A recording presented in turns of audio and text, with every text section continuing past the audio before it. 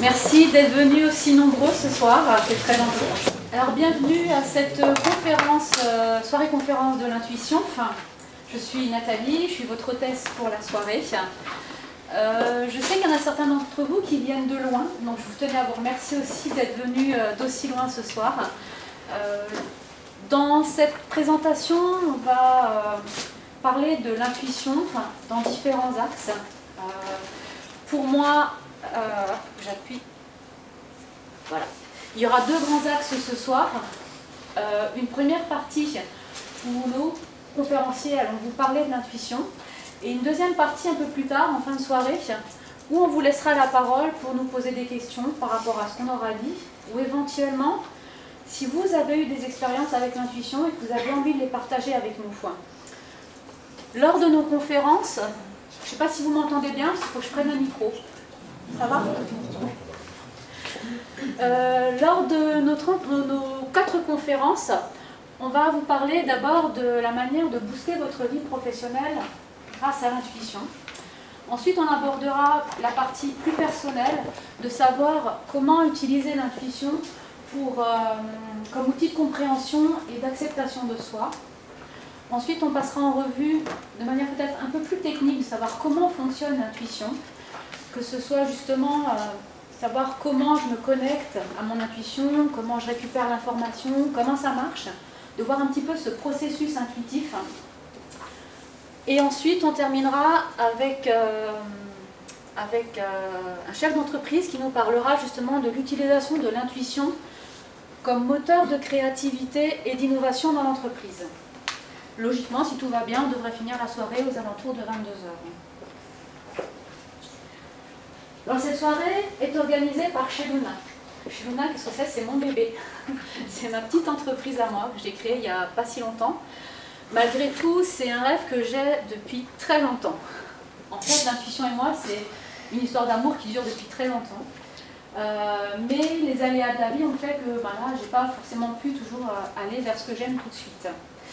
Sheluna propose, dans le cadre de son activité, qui est en fait de promouvoir l'intuition, vraiment d'essayer de démystifier l'intuition, la voyance, les arts divinatoires, et de le mettre à portée de tout le monde. Parce que j'ai un scoop, on a tous de l'intuition. L'histoire du don de la grand-mère avec la boule de cristal et le chapeau, c'est, voilà, ça c'est dit. Pour moi, on a tous de l'intuition, c'est ma façon de voir les choses.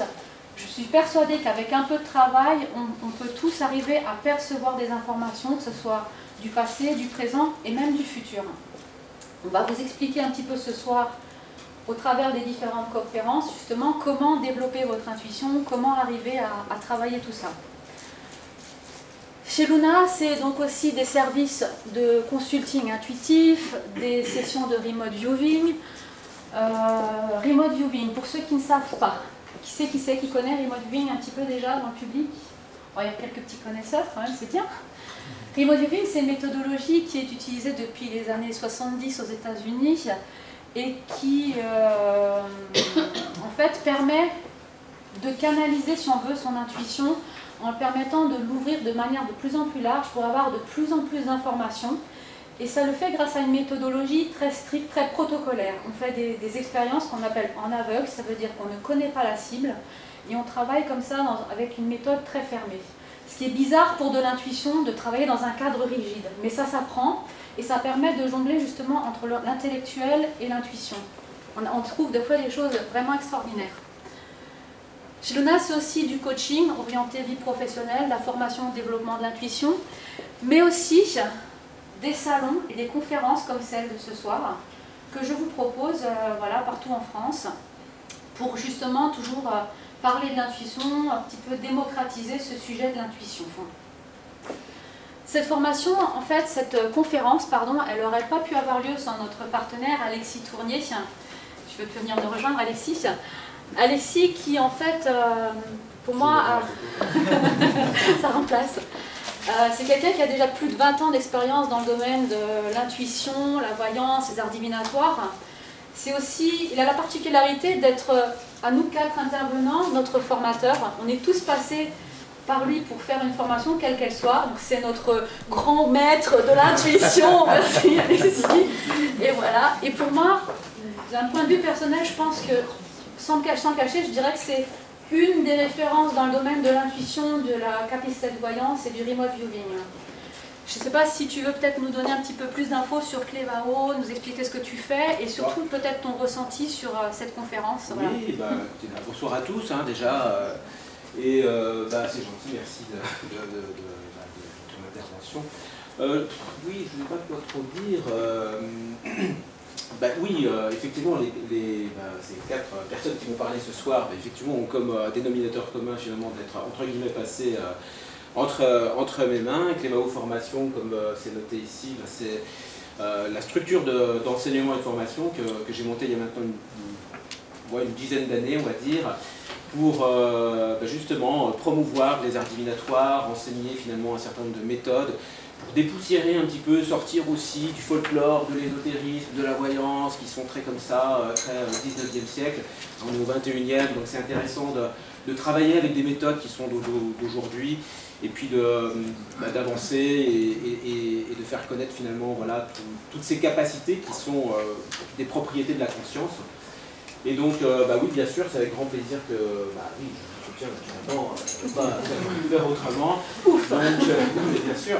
Non, voilà, c'est avec des initiatives comme ça, justement, qu'on peut un peu démystifier un certain nombre de choses, et puis enseigner, montrer aussi aux gens de quoi il s'agit.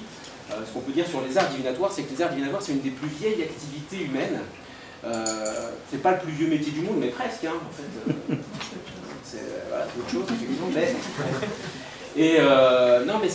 On pourrait penser justement que dans notre société d'aujourd'hui, voilà, très techno, très rapide, etc., finalement, que voilà, on n'aurait plus besoin de ce genre d'activité, de ce genre d'art, et pourtant, on nous dit qu'on n'a jamais consulté autant de voyants qu'à notre époque. C'est bien l'idée que notre société, il y a un petit truc qui ne colle pas quand même. Hein. Et voilà, donc c'est intéressant. Moi j'aime beaucoup qu'il y ait des gens comme ça qui viennent se former à la fois chez Clévao Formation, mais qui après voilà, diffusent et viennent parler de leur expérience, c'est ce qu'ils vont faire ce soir. Et donc bravo à vous et puis bonne conférence. Merci beaucoup Alexis. Alors, pour la suite, je vais vous présenter rapidement les différents intervenants. Sinon, vous avez remarqué, sur votre fauteuil, vous aviez tous reçu une petite brochure. Brochure qui a été éditée spécialement pour cette conférence ce soir. C'est un collector, alors gardez-le précieusement. On pourra toujours vous mettre des autographes à la fin. Mais je ne suis pas sûre que ça soit coté en bourse, hein, mais bon. Voilà. L'idée de cette brochure, c'était surtout de... Par exemple, je prends la première fiche ici, d'avoir une fiche qui décrit vraiment de manière un peu plus détaillée chaque intervenant, pour que vous ayez un petit peu plus d'informations sur lui, de pouvoir mieux le cerner, mieux le comprendre. Et chacun des intervenants a aussi écrit un article sur son rapport à l'intuition, comment il le perçoit, voilà comment il le sent. Alexis aussi d'ailleurs, il a mis sa petite griffe à l'intérieur. Celui-là, il pourrait être collector. Et à la fin de la brochure, une sélection de livres qu'on vous a faites sur l'intuition tous, par rapport à un petit peu nos livres préférés, je pense, qui nous ont un petit peu marqués, et qui sont de différents niveaux. Donc ça peut aller du plus débutant, des choses un peu plus complexes. Donc en fonction de votre approche de l'intuition, vous avez le choix de lecture.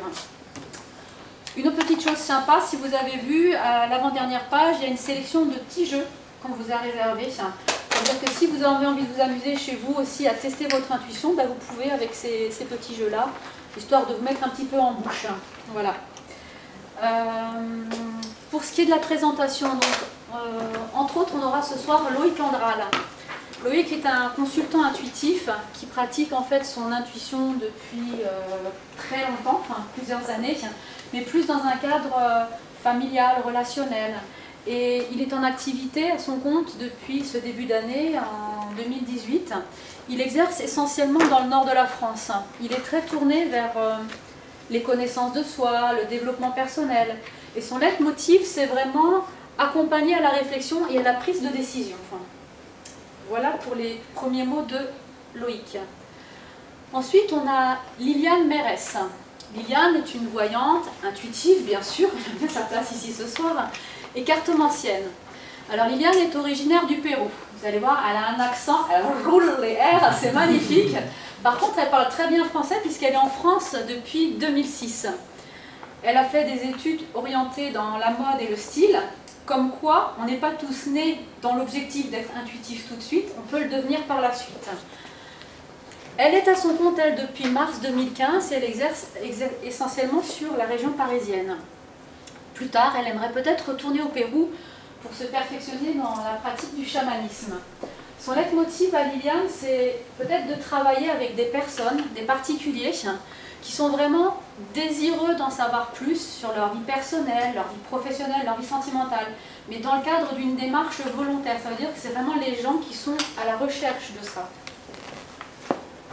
Ensuite, on a Julien Maranon, Julien qui est chef d'entreprise, qui a fait des études supérieures de commerce et qui est donc dans le monde de l'entrepreneuriat depuis plus de 15 ans. C'est un expert en tout ce qui touche à l'innovation et au management du changement. Il travaille essentiellement sur Bordeaux, parce que oui, on n'est pas tous de région parisienne non plus. D'ailleurs, je vous ai dit tout à l'heure, merci à ceux qui sont venus de loin aussi ce soir, merci à vous d'être présents. Et Julien, lui, touche à tout ce qui est l'innovation, la création de modèles précurseurs utiles. Là, je laisserai Julien vous en parler tout à l'heure. Le leitmotiv de Julien, c'est s'intéresser en priorité aux porteurs de projets, davantage plus qu'au projet en lui-même et à ses aspects techniques. Il est vraiment plus tourné vers l'humain. C'est une de ses qualités. Et puis finalement, moi-même, Nathalie Mendes, votre hôtesse de ce soir. Personnellement, j'ai un diplôme d'ingénieur en gestion du système d'information, donc encore une fois, j'étais cartésienne avant, ça ne veut pas dire que je ne le suis plus aujourd'hui, mais bon, on évolue. J'ai 20 ans d'expérience dans l'informatique et j'ai notamment été responsable de projet, j'ai travaillé dans le management. Je suis à mon compte depuis ce début d'année aussi, donc c'est relativement récent, c'est suite aux formations d'Alexis. Et je travaille, mon leitmotiv à moi, c'est relier l'art de ce qui est réellement important, c'est-à-dire vous. Mon but à moi, c'est de vous reconnecter à vous-même, avec vos propres valeurs. Vraiment essayer de chercher au fond de vous ce qui est le plus important, le plus bénéfique pour vous et vous remettre sur la bonne voie. Voilà ce qui est pour la première partie présentation. Et la première partie, ça sera justement de voir comment booster sa vie professionnelle grâce à l'intuition. Ça c'est top, si on savait quelle carrière on pouvait faire demain, juste demain, en se levant et en remuant le nez, là comme Samantha Stevens, ce serait bien. Pour certains, la vie professionnelle, c'est comme un long fleuve tranquille qui s'écoule jusqu'à la retraite. Pour moi, c'est ça, le parcours du combattant. Dans ces 28 dernières années, j'ai fait des métiers de tout et n'importe quoi. J'ai une liste longue comme ça, comme le bras. Je suis passée par la communication, en travaillant des radios. J'ai travaillé dans la gestion de parcs informatiques, dans le design, dans le développement de sites web, le graphisme, la gestion de projets, le management. Et encore bien avant ça, j'ai fait je ne sais pas combien de métiers alimentaires, parce qu'il faut bien vivre aussi, qui sont peut-être parfois moins valorisants. Mais bon voilà, pour vous dire que vraiment, j'ai sauté du coq à l'âne et j'ai fait plusieurs métiers. En fait, pourquoi est-ce que j'ai fait tout ça? Parce que quelque part, quand j'étais à un moment donné dans un métier, au fond de moi, je me disais, il y a un truc qui ne va pas ma fille, tu n'es pas en phase là. Je sentais que j'étais pas dans mon métier, j'étais pas à ma place, dans ce que j'avais envie vraiment de vivre dans ma vie professionnelle. En fait, la vie professionnelle, c'est hyper important. On y passe 8 heures par jour, peut-être plus pour certains d'entre nous. Quand j'étais dans le consulting, ça peut aller même beaucoup plus loin. Donc si on n'est pas à l'aise dans sa vie professionnelle, c'est, je dirais pas presque passer à côté de sa vie, mais passer à côté de la moitié de sa vie en tout cas. Et à chaque fois, donc, j'essayais de voir ce qui n'allait pas et j'avais beau essayer de changer d'entreprise, ça ne changeait rien. Donc j'essayais de changer de métier. La problématique aujourd'hui dans le monde où on vit, c'est que quand on rentre dans une filière professionnelle, il est très difficile d'en changer. Et donc du coup, quand j'ai commencé au début avec mon petit bac pro secrétariat, et j'ai fait du secrétariat au début, et que je me suis rendu compte que c'est pas ça, parce que j'avais vraiment envie d'accompagner l'autre, de l'aider, d'être au service, de coacher un petit peu les gens, de les booster, voilà, de les dynamiser. de les rendre heureux, parce que je voulais simplement que le monde soit plus beau. J'étais naïve encore quand j'étais jeune. Voilà, simplement cette idée-là. Et ben, je me suis dit, qu'est-ce que je pourrais faire comme métier? Et je me suis écoutée, j'ai regardé ce qu'il y avait à l'intérieur de moi. Et j'ai ressenti des choses justement dans cette optique-là. Et mon intuition m'a dit, mais va essayer de trouver un métier qui colle à ces valeurs-là, à ce que tu ressens. Et bien sûr, comme ma mère était infirmière, je me suis dit, ah, je vais faire infirmière, super, c'est ça. Elle aide les gens, elle les soigne, elle les aide, elle les conseille, elle les accompagne et tout. Et en fin de compte, avec mon pied, mes 2 pieds dans le secrétariat, ben, j'arrivais pas à sauter de l'autre côté pour aller faire infirmière. Parce que le monde d'aujourd'hui vous dit, ma fille, t'es rentrée dans une filière, tu y restes jusqu'à ta tombe. Et du coup, ben, j'ai fait comme j'ai pu, d'où le parcours du combattant. J'ai été obligée de déjouer un peu le système en disant, ben, de secrétaire, je vais aller peut-être faire un petit peu d'informatique, et après je vais aller faire un petit peu de design, et petit à petit, comme ça, j'ai essayé de monter pour aller dans un métier où je suis arrivée au bout du chemin, c'est-à-dire dans le responsable de projet management, et là je fais, ok, c'est bien, j'ai avancé, mais je suis pas à ma place, je suis toujours pas à ma place, il y a un truc qui va pas. Et un jour, j'ai eu, le jour de l'année dernière, en décembre, j'ai eu cette intuition, donc je vais vous en parler, le type d'intuition tout à l'heure, mais c'était vraiment une intuition très forte qui m'a dit, tu dois encore changer de métier, c'est pas la fin aujourd'hui. Certes, tu étais bien dans ton métier, j'aimais bien ce que je faisais, mais j'avais besoin d'autre chose, j'avais besoin de plus. J'avais besoin de plus de liberté, plus de responsabilité, et plus d'argent aussi. Il n'y a pas de tabou ce soir, soyons cash, on a aussi besoin de plus d'argent dans la vie. Et donc du coup, j'ai suivi cette dernière intuition, pour l'instant, parce que je ne sais pas ce que demain est fait, et aujourd'hui, je me sens bien dans ma vie professionnelle. Il est essentiel, je pense, que ce soit pour un changement de poste, un changement de société, une reconversion professionnelle ou même une création d'entreprise, de vraiment prendre le risque de sauter le pas et pour trouver le job de ses rêves. Il ne se trouve pas tout seul comme ça. Il est essentiel de vraiment écouter votre intuition parce que c'est elle qui va pouvoir vous guider et vous dire vers quoi aller. D'ailleurs, à propos de risque, je vous parle de risque, là, il n'y a pas si longtemps, il y a quelques jours, j'ai vu un TEDx et son intervenant parlait des risques. Et il disait justement, aux États-Unis, enfin, les anglo-saxons ne parlent pas vraiment de risque quand on parle de ce genre de choses. Ils disent « take a chance ». Prends ta chance, tente ta chance. Et j'ai trouvé ça super positif. Et du coup, je me suis dit, mais c'est vrai que dans ma vie, j'ai pas pris de risque. J'ai à chaque fois tenté ma chance avec mon intuition. Elle m'a dit d'évoluer, elle m'a dit de faire ci, d'aller vers ça. Et je l'ai bêtement, moi, blonde que je suis, je l'ai écouté et j'ai suivi mon intuition. Et ça a marché à chaque fois. Je n'ai jamais été déçue. Je ne vous dis pas que ça a été facile, il y a eu des moments moins difficiles, mais ça a toujours été très positif. Quand je le vois maintenant, aujourd'hui, avec du recul, mon intuition, je peux la considérer comme ma meilleure amie, elle ne m'a jamais menti, elle ne m'a jamais trahi. Quelque part, l'intuition, moi, je la vois comme un super-héros. Comme une super-héroïne d'ailleurs, hein, il n'y a pas de raison. D'ailleurs, c'est pour ça qu'il y a Wonder Woman, moi je kiffe Wonder Woman. Parce que l'intuition, c'est la gardienne de nos valeurs. L'intuition, c'est nous. Elle est nous en quelque sorte. Elle nous connaît notre être, elle connaît nos valeurs, nos besoins, mais vraiment profondément et honnêtement. Nous, on arrive à se mentir à nous-mêmes. Elle nous mentira jamais. C'est un petit peu bizarre à dire, mais voilà. C'est quelque chose qui est vraiment ancré au fond de nous et qui est la valeur suprême qu'on peut croire les yeux fermés. Et c'est pour ça que c'est important d'écouter vraiment et de suivre notre intuition. Je voudrais faire juste une petite parenthèse pour qu'on soit tous d'accord sur ce que c'est que l'intuition. Quand on ouvre un dictionnaire et qu'on regarde à intuition, on tombe sur connaissance immédiate de la vérité sans l'aide du raisonnement.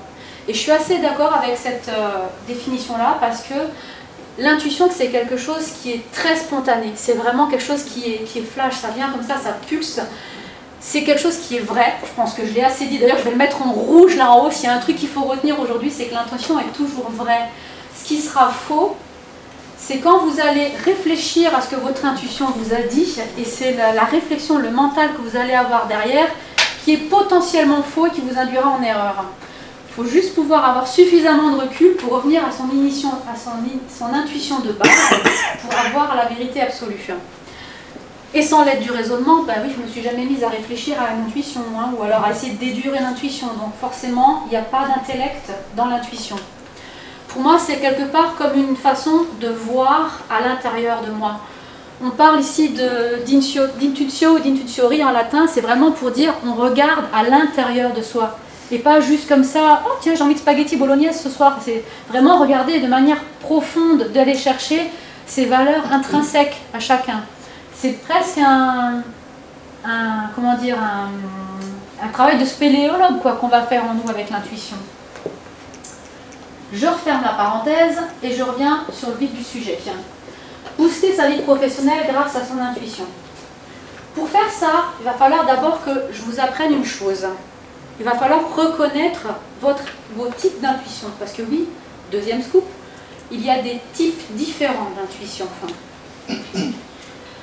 Le premier type d'intuition qui peut se proposer, c'est la première impression. La première impression, c'est quand je rencontre quelqu'un et je fais... Celui-là, je le sens pas. Ah, celle-là, elle est super sympa, ça va être ma meilleure amie. C'est quelque chose de très flou. On ne sait pas ce que c'est, mais c'est très présent. C'est vraiment au fond de nous. Là, on ne s'explique pas. Ça dure quelques secondes. C'est le premier contact, c'est le premier regard qu'on a comme ça avec les gens. Et ça nous donne tout de suite la véritable nature de la relation qu'on peut avoir avec la personne. Le deuxième type d'intuition, c'est ce qu'on appelle l'intuition impulsivité. Ça, c'est quand on fait une action comme ça, sans réfléchir. On prend un truc, on fait quelque chose, c'est complètement dingue. Toute la famille, les amis, ils sont malades. Je vais aller vendre ma voiture et placer tout l'argent que j'ai récolté sur les actions d'une société sans savoir pourquoi, parce que le matin, j'ai entendu qu'il y avait une start-up qui démarrait. Mais j'ai eu une intuition qu'elle allait cartonner, que ça allait me faire gagner de l'argent. Tout le monde va dire, elle est malade cette fille, mais qu'est-ce qu'elle fait? Mais non, c'est une intuition impulsivité, ça peut marcher, ça peut fonctionner. Un autre type d'intuition, c'est l'intuition qui est l'intuition message. Ça, c'est une intuition, par exemple, qu'on peut avoir comme une petite voix qu'on entend. On parle souvent de cette petite voix qui nous accompagne et qui fait « tourne à gauche ». Voilà. Non, je vous rassure, c'est pas la voix de ma petite voix, elle n'est pas comme ça. Mais, bon. Mais voilà, c'est l'idée. Ou alors... quand vous allez pressentir que le téléphone sonne et que c'est un ami qui va vous appeler alors que ça fait 6 ans que vous n'avez pas eu ces nouvelles. L'intuition message, elle sert en fait à vous prévenir, à vous prémunir de quelque chose. C'est pour vous préparer à une situation à venir. Voilà, c'est pour tempérer un peu, dire calme-toi, c'est ton vieux pote d'il y a 6 ans, mais bon, il va rien se passer, c'est tranquille, quoi, voilà. Ou alors au contraire, c'est vous prévenir peut-être d'un danger ou d'une situation un peu compliquée. Le dernier type d'intuition qu'on peut retrouver, mon préféré, c'est celui dont je vous parlais tout à l'heure quand je vous disais le parcours du combattant et que je suis passée du coq à l'âne avec tous mes boulots. C'est ce qu'on appelle l'insight. Celui-là, je l'adore. C'est l'idée lumineuse, c'est le eureka d'Archimède. C'est vraiment quand on a beaucoup de mal à trouver la solution à quelque chose, à un problème, et que tout d'un coup, sans savoir pourquoi, ah ben c'était ça, bien sûr c'était ça. Ça, c'est l'insight. Moi, je fonctionne beaucoup avec ça.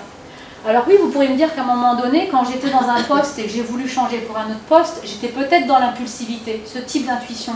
Parce que je voulais absolument partir, c'était physiologique, c'était dans mon corps, ça me poussait à partir, à changer, un ras-le-bol complet, une envie de saturation où je voulais voir autre chose. Mais en même temps, c'était pas que ça, il y avait l'insight aussi, parce que je savais exactement vers quoi je voulais changer. Je quittais pas mon boulot et j'attendais au chômage. Je savais déjà, même avant de partir, vers quoi je voulais aller et quel métier je voulais faire. Ça me venait comme ça, naturellement, intuitivement. Ça, c'est pour les messages. Maintenant que je vous ai dit ça, c'est de savoir comment développer son intuition. Pour ça, il y a beaucoup de manières, j'en ai retenu quelques-unes ici, qui me semblent à moi celles qui me conviennent le mieux. Après, peut-être que vous en aurez d'autres, vous pourrez peut-être nous en parler tout à l'heure d'ailleurs. La première, c'est qu'il faut absolument vous délivrer de toutes vos peurs et vos croyances. Les peurs, c'est ces peurs qu'on peut avoir de croire que l'intuition déjà est fausse et surtout qu'elle est dangereuse. L'intuition n'est pas dangereuse, elle ne remet absolument pas votre intellect en cause. Votre intuition, c'est un plus, c'est que du bonus. Donc faites-lui confiance. Les croyances, c'est ce qu'on nous apprend à l'école, c'est ce qu'on nous apprend, avec ce que nos parents nous ont appris quand on était petits. C'est toutes ces choses qu'on emmagasine. On a tous des opinions religieuses, des opinions politiques. Et à un moment donné, ces petites choses se placent comme des verrous sur notre chemin de vie. qui nous empêche justement d'avoir l'esprit ouvert et de pouvoir s'accrocher, de pouvoir croire justement en l'intuition par exemple. Donc l'objectif, c'est d'essayer de lever ces verrous pour voir l'esprit plus large et essayer de faire confiance à son intuition. Se faire confiance, ça c'est une chose aussi importante parce que pour pouvoir pratiquer l'intuition, il faut savoir écouter sa petite voix. Si par exemple, je vous donne un exemple, ça sera plus simple, je rentre du travail le soir et pour rentrer chez moi, je dois aller tout droit. Et que justement, je reviens avec ma petite voix, je tourne à gauche. Voilà, je ne sais pas pourquoi il faut que je tourne à gauche, j'entends ma petite voix comme ça. Mais je ne le fais pas. Parce que je n'ai pas confiance en intuition, je suis encore très cartésienne, je me dis mais c'est n'importe quoi ce sentiment que j'ai en moi de me dire qu'il tourne à gauche, je vais rentrer chez moi. À ce moment-là, ayez un calepin, un papier, un crayon sur vous et notez la situation. Tel jour, telle heure, à tel moment, au moment où je voulais rentrer chez moi, j'ai une intuition, une petite voix qui m'a dit tourne à gauche, je ne l'ai pas fait. Vous rangez vos trucs, vous rentrez chez vous. Le week-end arrive, vous prenez mari, enfant, chien, poisson rouge, vous allez vous promener et vous allez dans cette petite rue où vous auriez dû tourner. Et là, vous faites 500 mètres et vous tombez sur cette librairie de quartier qui paye pas de mine. Et dans la vitrine, bam, le dernier exemplaire d'Harry Potter qu'on trouve sur Paris. Le seul et l'unique, il est là. Et c'est celui que je voulais absolument pour compléter ma collection. Et bien ça, c'était parce que votre intuition, elle savait au fond de vous quel était un besoin, pas forcément fondamental, mais un besoin, une envie que vous aviez, et elle vous a dit, dans cette rue à 500 mètres, tu trouveras ce livre. Et alors à ce moment-là, ressortez votre calepin, notez dessus, comme quoi vous avez, à cette rue, j'ai pu tourner, finalement je suis allée vérifier, il y avait ça, il y avait ça. Et faites ceci au fur et à mesure que le temps passe. Vous le faites une fois, 10 fois, 50 fois, et vous allez voir, à un moment donné, vous reprenez votre calepin et vous pointez, ah oui c'est passé, ah oui c'est juste, ah oui c'est vrai. Et 9 fois sur 10, vous allez voir que votre intuition était positive, elle allait vous apporter quelque chose de bénéfique. Ce qui permet en quelque part le fait d'avoir fait cette expérience de dire ben, finalement 9 fois sur 10 c'est pas mal, je vais peut-être pouvoir me lâcher et lui faire confiance. Et la fois d'après, faites-le tourner à gauche quand vous entendez tourner à gauche. Ça vous permet d'avoir plus confiance en vous et en votre intuition. Il faut aussi savoir écouter son corps.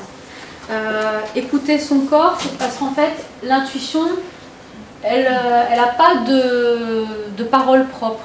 Quand elle va nous parler à travers notre corps. Elle va utiliser notamment nos 5 sens. Elle va, par exemple, on va avoir des sensations de boule au ventre, les jambes impatientes. Vous êtes par exemple avec des amis en train de manger tranquillement, tout d'un coup vous avez une chair de poule comme ça. Ben, posez-vous la question, qu'est-ce qui se passe? C'est peut-être les moules frites de ce soir, j'en sais rien, mais bon, il y a un truc, votre intuition vous dit il y a quelque chose qui se passe. Donc essayez d'analyser, utilisez votre intellect pour voir pourquoi est-ce que je ressens ça. Et là, vous allez avoir des fois aussi des surprises, des messages, parce que vous allez peut-être anticiper quelque chose sur la conversation, ou voilà, ce genre de choses peut arriver. Il est aussi important, dans le fait d'écouter son corps, de le faire, ce que j'appelle moi, ce qui s'appelle en pleine conscience. Par exemple, quand vous prenez votre douche, restez focalisé sur votre douche. C'est-à-dire, concentrez-vous sur l'eau qui tombe, ressentez cette sensation de l'eau chaude, l'odeur du gel douche, écoutez le bruit de l'eau qui tombe sur le carrelage.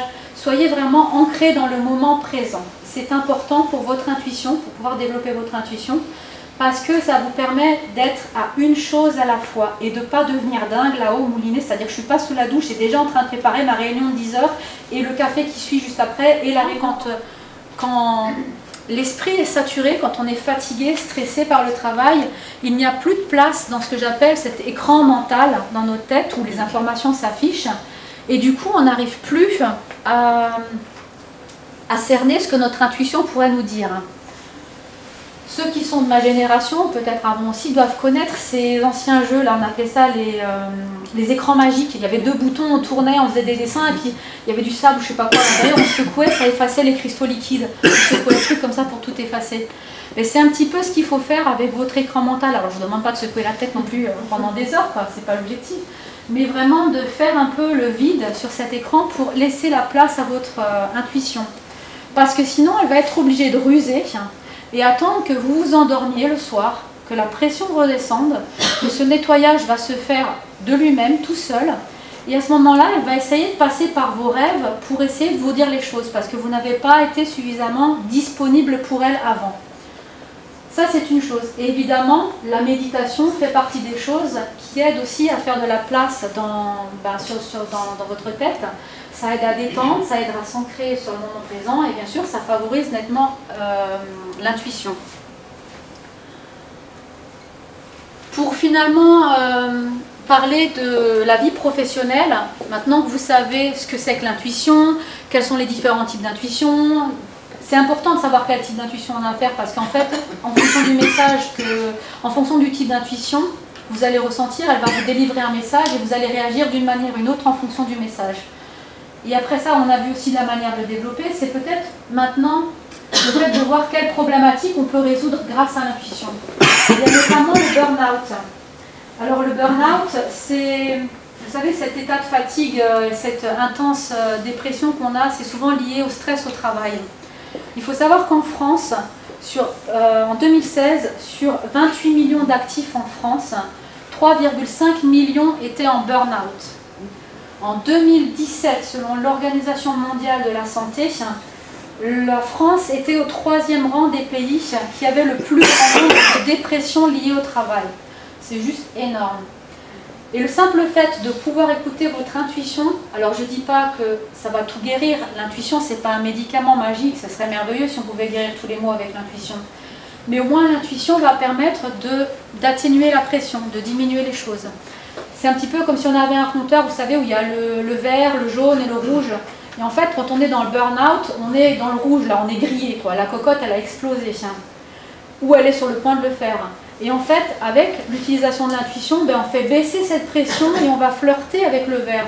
Je ne vous dis pas qu'on va être hyper calme, hyper détendu dans le vert, mais au moins, on sera à la limite du jaune, entre le vert et le jaune. Ça permet vraiment de pouvoir tenir sur la durée, voilà, parce que c'est un petit peu ça le principe, c'est tenir le coup. Et en fait, le fait de vraiment suivre son intuition, j'ai un bon exemple aussi à vous donner là-dessus. J'ai un ami qui est formé dans l'informatique aussi, c'est un geek dans l'âme. Il mange informatique, il dort informatique, il vit informatique, voilà, c'est les vacances informatiques, tout est là-dedans. C'est le vrai pur et dur. Et en fait, ça fait 15 ans qu'il s'obstine à travailler dans l'informatique. Mais alors, quand je parle d'informatique, c'est métier dur, c'est vraiment dans les à l'expertise et tout ça, à haut niveau. Et il a fait, même plus que ça, il a fait des certifications pour vraiment devenir un expert dans son métier. Et malgré tout, chaque fois qu'il se disait « je ne me sens pas bien, je change de boîte, je ne me sens pas bien, je change de boîte », et ainsi de suite, ça a duré 15 ans. 15 ans où il a été malheureux, pourquoi? Parce qu'il ne s'est pas écouté, il n'a pas écouté son intuition qui lui disait « comme moi, il y a quelque chose qui ne va pas, change ». Et en fait, il est arrivé où? Dans le burn-out, forcément, il s'est pris le mur. Et c'est ce moment-là, au burn-out, quand il a explosé, la pression est redescendue, que finalement il a laissé suffisamment de place à son intuition pour lui parler, et c'est là qu'il a compris qu'il y avait quelque chose qui n'allait pas et qu'il devait passer à autre chose. Et c'est ce qu'il a fait. Il a changé complètement de branche, complètement de voie. Alors il est allé dans le coaching, coaching de développement personnel, ce genre de choses, parce que c'était un accompagnant dans l'âme, voilà aussi, il avait besoin du contact, du relationnel. Et il a fait ça et aujourd'hui il est très épanoui dans son métier et bizarrement il écoute son intuition. Il suit son intuition parce qu'elle a vu que ça a marché une fois, c'était positif. Et c'était positif et du coup il est davantage plus connecté à son intuition aujourd'hui. Ce qui est aussi possible de résoudre avec l'intuition, c'est d'évaluer les risques et prendre des décisions. Généralement c'est réservé essentiellement aux managers ou aux grands dirigeants. Ce soir, je vais vous donner un autre exemple, celui du pompier. Le pompier, son objectif, c'est généralement quand il intervient sur un incendie, sur un cas comme ça, c'est de vous sauver la vie.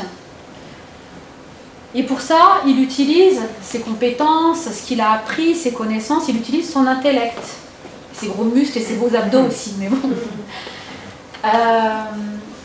Pour moi, il n'utilise pas que ça. Il va aussi se connecter à son intuition. Parce que quelque part, quand il va aller sur cet incendie, son intuition va lui faire danger, danger, danger.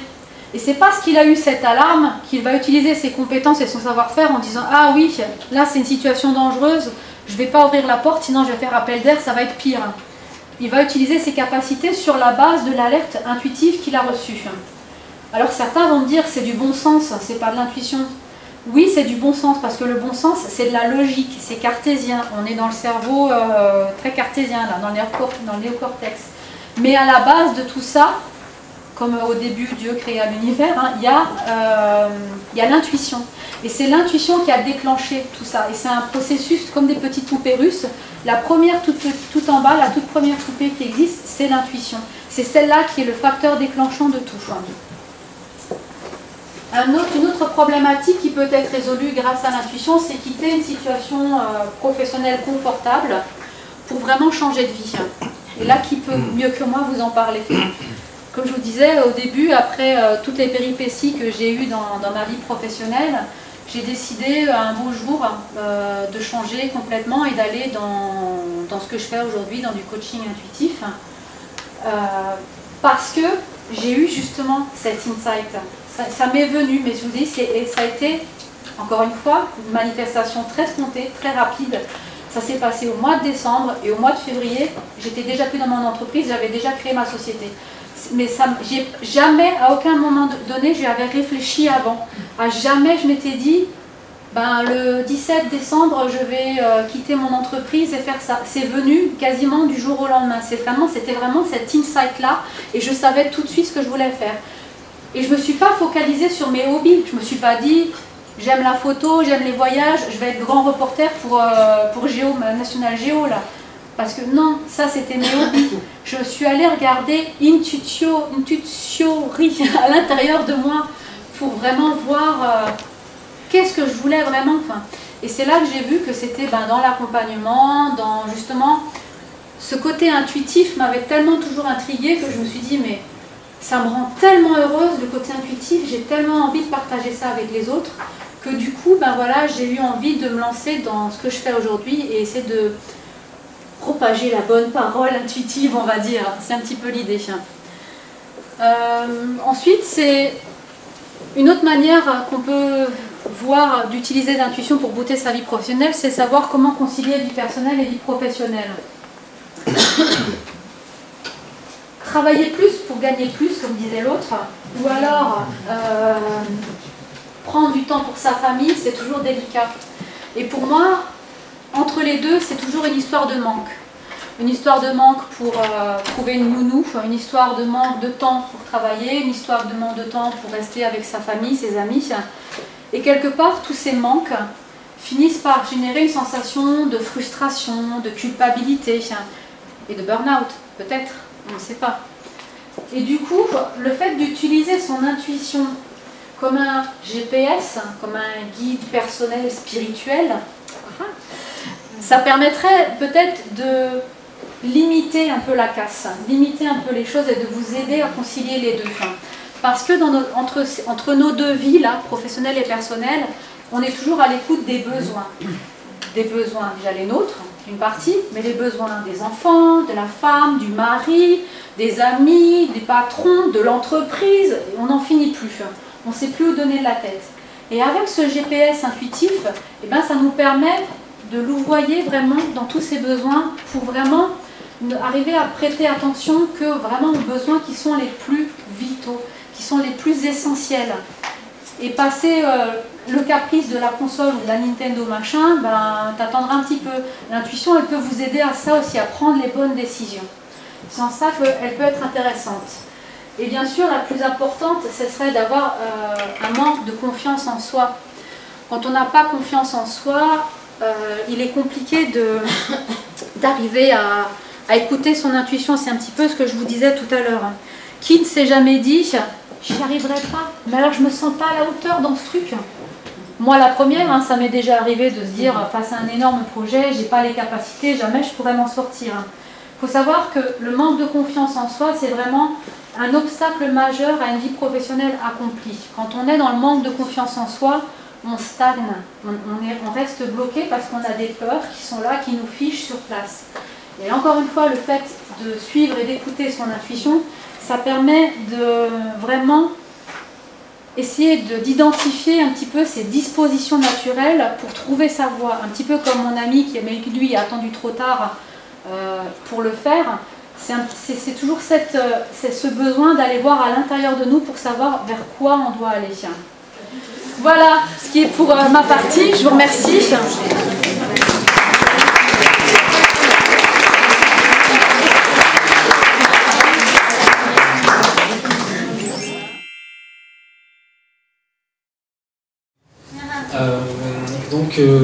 Enchanté, merci d'être présent, Loïc Andral, consultant intuitif. Donc, je vais vous parler de mon activité, mais avant de parler de mon activité, je vais vous parler de mon rapport à l'intuition en fait.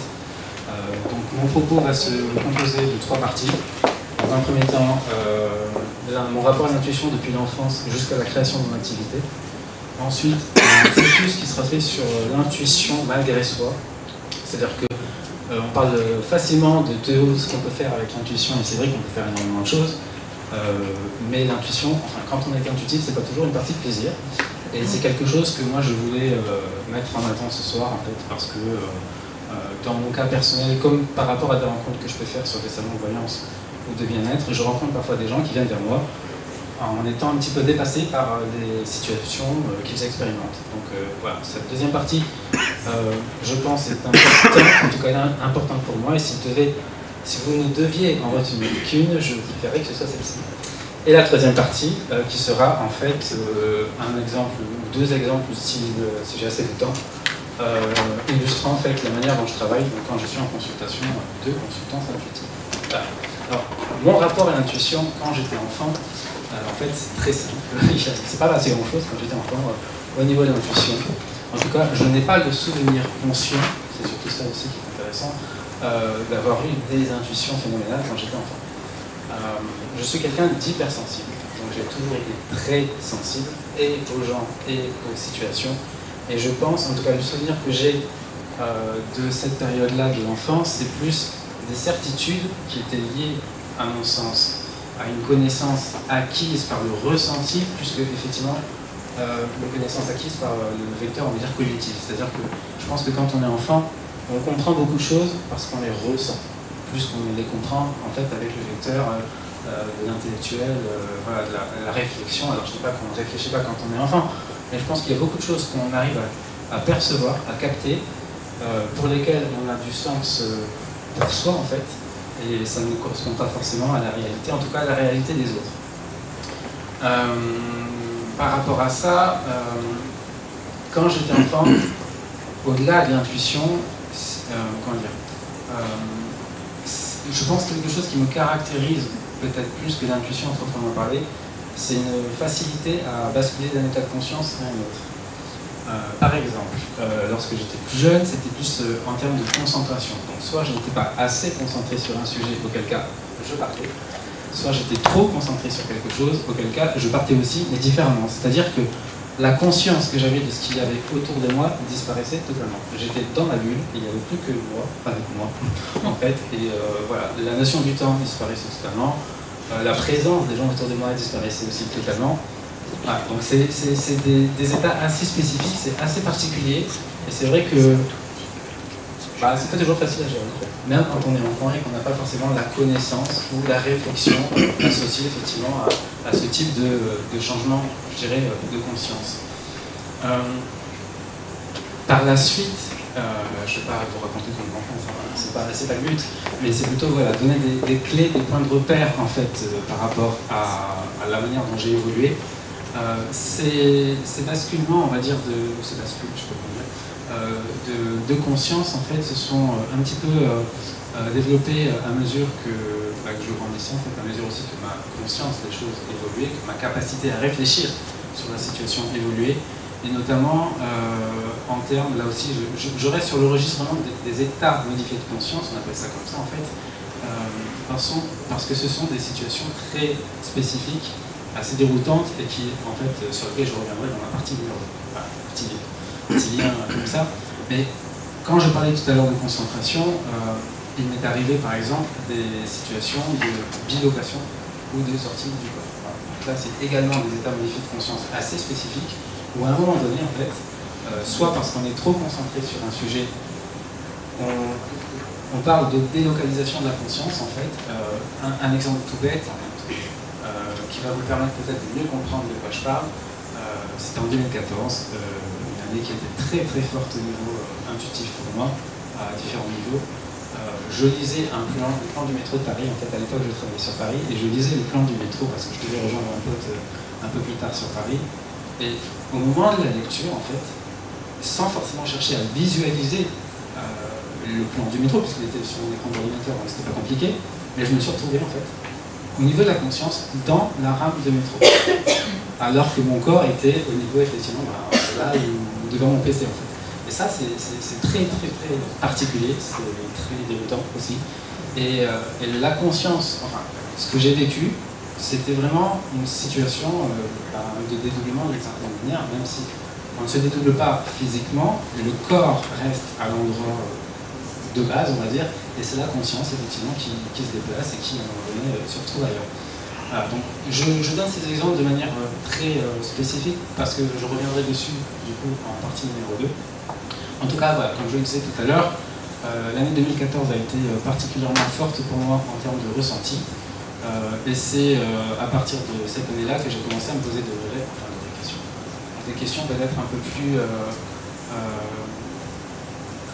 avec une finalité autre que simplement qu'est-ce qui se passe, voilà, qu'est-ce qui se passe avec ça, qu'est-ce que je fais avec ça, est-ce qu'il y a possibilité de faire quelque chose déjà, parce que c'est une information qu'on est obligé d'utiliser, donc déjà se remettre en question par rapport à ça, et surtout comment, voilà, comment je gère. Ah, donc, à partir de 2014, j'ai fait des formations notamment sur le développement des compétences intuitives qui m'ont mené du coup donc, voilà, à la création par la suite. Alors tout à l'heure Nathalie, en me présentant, disait effectivement que j'ai créé mon activité en mars 2018, ce qui est vrai, néanmoins je pratique depuis 2014 concrètement. 2018 n'a été que la formalisation concrète en fait en termes juridiques de mon activité, mais j'ai déjà un petit peu de bagage. Donc consultance intuitive, de quoi s'agit-il? Pourquoi? Alors c'est plus une démarche en fait d'un métier, et cette démarche elle est donc issue, on va dire, de la manière dont moi j'ai appris à gérer mon intuition. Alors, pourquoi consultant intuitif et pas autre chose? Parce que je ne me considère pas voyant, je ne me considère pas médium non plus, je ne sais pas trop, je dirais que je suis plus entre les deux.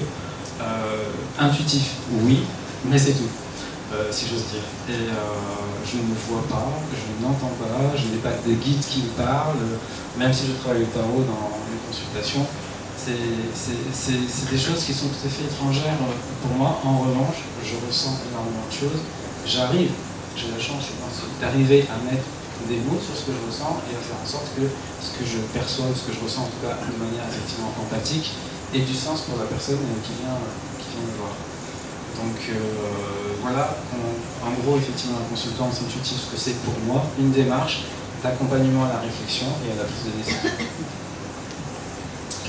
Alors là, j'arrive, on va dire selon la partie que je souhaitais vraiment mettre en évidence pour vous ce soir, l'intuition malgré soi. Donc effectivement, quand l'intuition bouleverse notre conception du monde et notre rapport à soi, je parlais tout à l'heure effectivement des situations où la conscience parfois bascule, on va dire, dans des états un petit peu différents, qui sont pas forcément ceux qu'on appréhende au quotidien.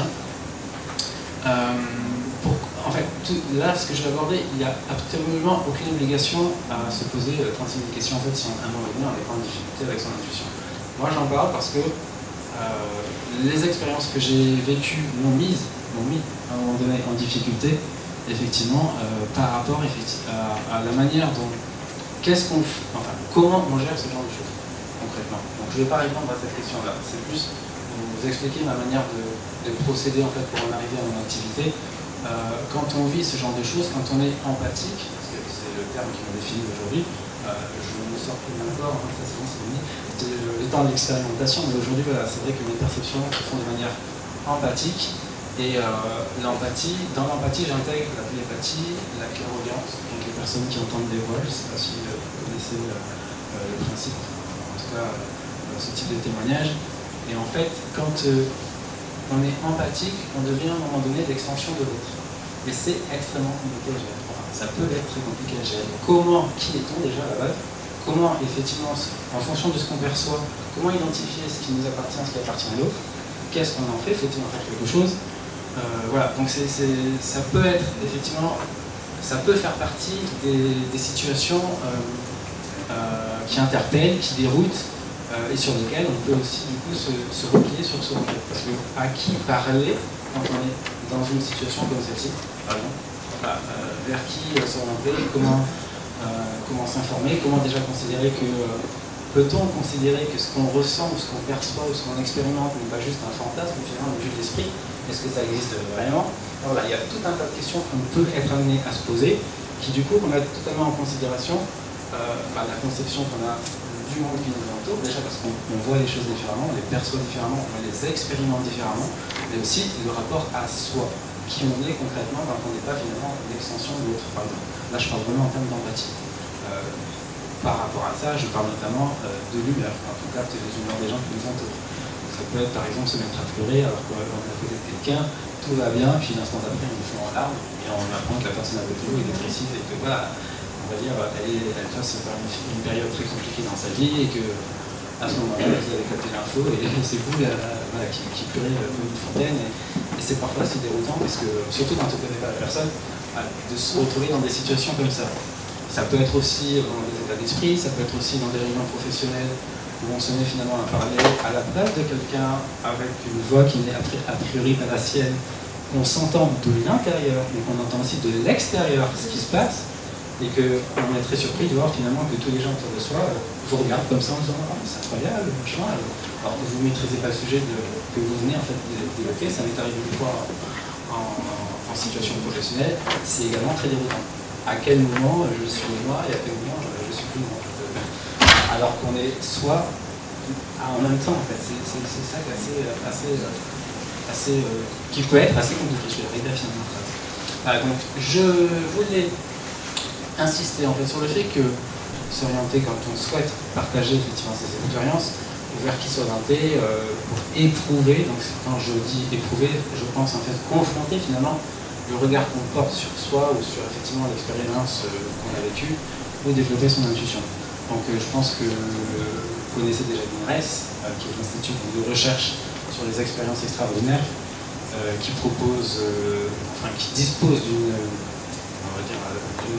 de ressources et de sources d'informations quasiment inépuisables sur tous les sujets.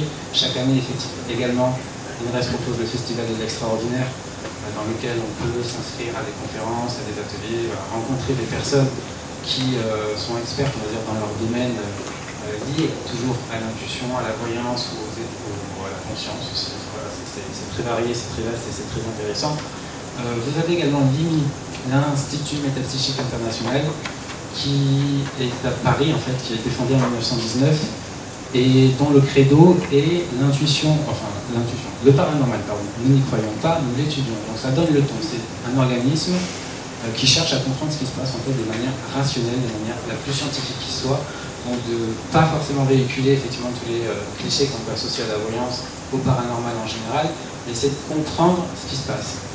Et le CIRC, donc, qui est le Centre d'information, de recherche et de consultation en expérience exceptionnelle, qui a une approche un petit peu similaire de l'IMI, avec notamment, le CIRC c'est un réseau déjà d'universitaires et de psychologues, psychothérapeutes, psychologues cliniciens, je crois, voilà, c'est ça, je vais y arriver, et qui propose donc du coup également des services d'écoute, des services de partage d'expérience et si besoin d'accompagnement sur le plus long terme en fait, pour effectivement essayer d'accompagner les gens dans leur expérimentation parfois un petit peu compliquée de leur situation. Alors évidemment on peut se poser toutes les questions qu'on veut sur soi, sur le monde, c'est un petit peu la difficulté quand on est hypersensible, quand on est effectivement dans l'empathie, c'est que l'autre ou le monde dans sa globalité peut vite devenir une barrière ou quelque chose de compliqué à appréhender. Et pour peu qu'on ne soit pas effectivement en capacité ou qu'on ne sache pas vers qui s'orienter, on peut se replier sur soi et ça peut être encore plus compliqué à gérer par la suite. Donc c'est le métier, donc c'est la passion aussi. Et moi je travaille notamment avec le CIRC. Donc depuis ma création en mars 2018 d'activité professionnelle, j'ai également mis en place une supervision professionnelle en fait, de manière à ce que dans mes consultations, mais aussi en dehors des consultations, quand je suis confronté effectivement à des situations sur lesquelles j'ai des interrogations, je sois en mesure de me rapprocher des personnes du CIRCE pour voilà, expliquer mes questionnements, ou réfléchir ensemble, parce que réfléchir tout seul, c'est pas compliqué, mais réfléchir ensemble, c'est toujours plus intéressant. Parce que la difficulté, quand effectivement l'intuition se manifeste malgré soi, c'est comment finalement être soi sans être en la comparaison ou l'opposition à l'autre. Comment faire en sorte que l'autre, le monde autour de soi, ne devienne pas finalement un champ, on va dire un champ des mines, ou en tout cas des difficultés potentielles. Voilà, c'est là où je pense que c'est important d'avoir cette connaissance-là, cette conscience-là qu'il existe aujourd'hui voilà, des interlocuteurs dédiés à l'accompagnement de ce genre de... Enfin, déjà des personnes qui expérimentent des situations particulières, parce que ça peut être difficile de garder son équilibre en fait, de savoir qui on est quand on n'est pas systématiquement en train de ressentir ou de percevoir quelque chose qui nous appartient. Voilà, je crois que j'ai fait le tour sur cette partie-là. Et puis, je vais vous donner maintenant, enfin c'est que j'ai fait un peu de vos questions, des exemples un peu plus concrets de la manière dont je travaille avec l'intuition du coup en consultance intuitive, en consultation. L'intuition, confiance de soi. Une fois qu'effectivement j'ai compris, ah oui, ce que je voulais dire un petit peu avant, est-ce que Nathalie, on peut revenir en arrière? Je te remercie. Ce qui est intéressant en fait, quand on travaille sur soi à travers le biais de l'intuition, même si au départ on est en difficulté, moi je parle là vraiment, je fais un témoignage personnel par rapport à l'équipe du CIRCE, c'est qu'au-delà d'essayer de comprendre ce qui se passe, donc quel est le phénomène qui est à l'œuvre, en fait on travaille aussi sur finalement les situations ou les contextes qui vont favoriser, qui vont initier à un moment donné une situation donnée. Donc c'est vraiment essayer de comprendre autour du phénomène qu'est-ce qui est à l'origine en fait, de telle ou telle réaction, de telle ou telle manifestation. Donc c'est un vrai travail sur soi. C'est en ça effectivement que même si la manifestation a été de manière instinctive ou intuitive, ou quel que soit le mot qu'on emploie, c'est vraiment la compréhension et l'acceptation de soi à travers ce filtre-là, en fait, cette sensibilité-là, qu'est la sensibilité intuitive ou le filtre de l'intuition. Là, c'est pareil, peu importe le mot qu'on emploie, mais là, quand on expérimente des situations un petit peu atypiques, ça fait quand même partie de soi. Donc, comment être soi sans être en opposition à l'autre?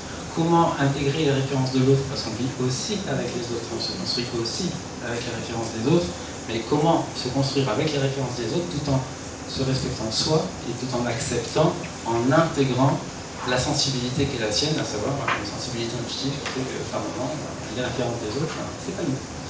Voilà, donc on va pouvoir passer, si tu veux, effectivement, à la troisième partie. Donc vers une compréhension enrichie de son contexte et une acceptation facilitée de soi.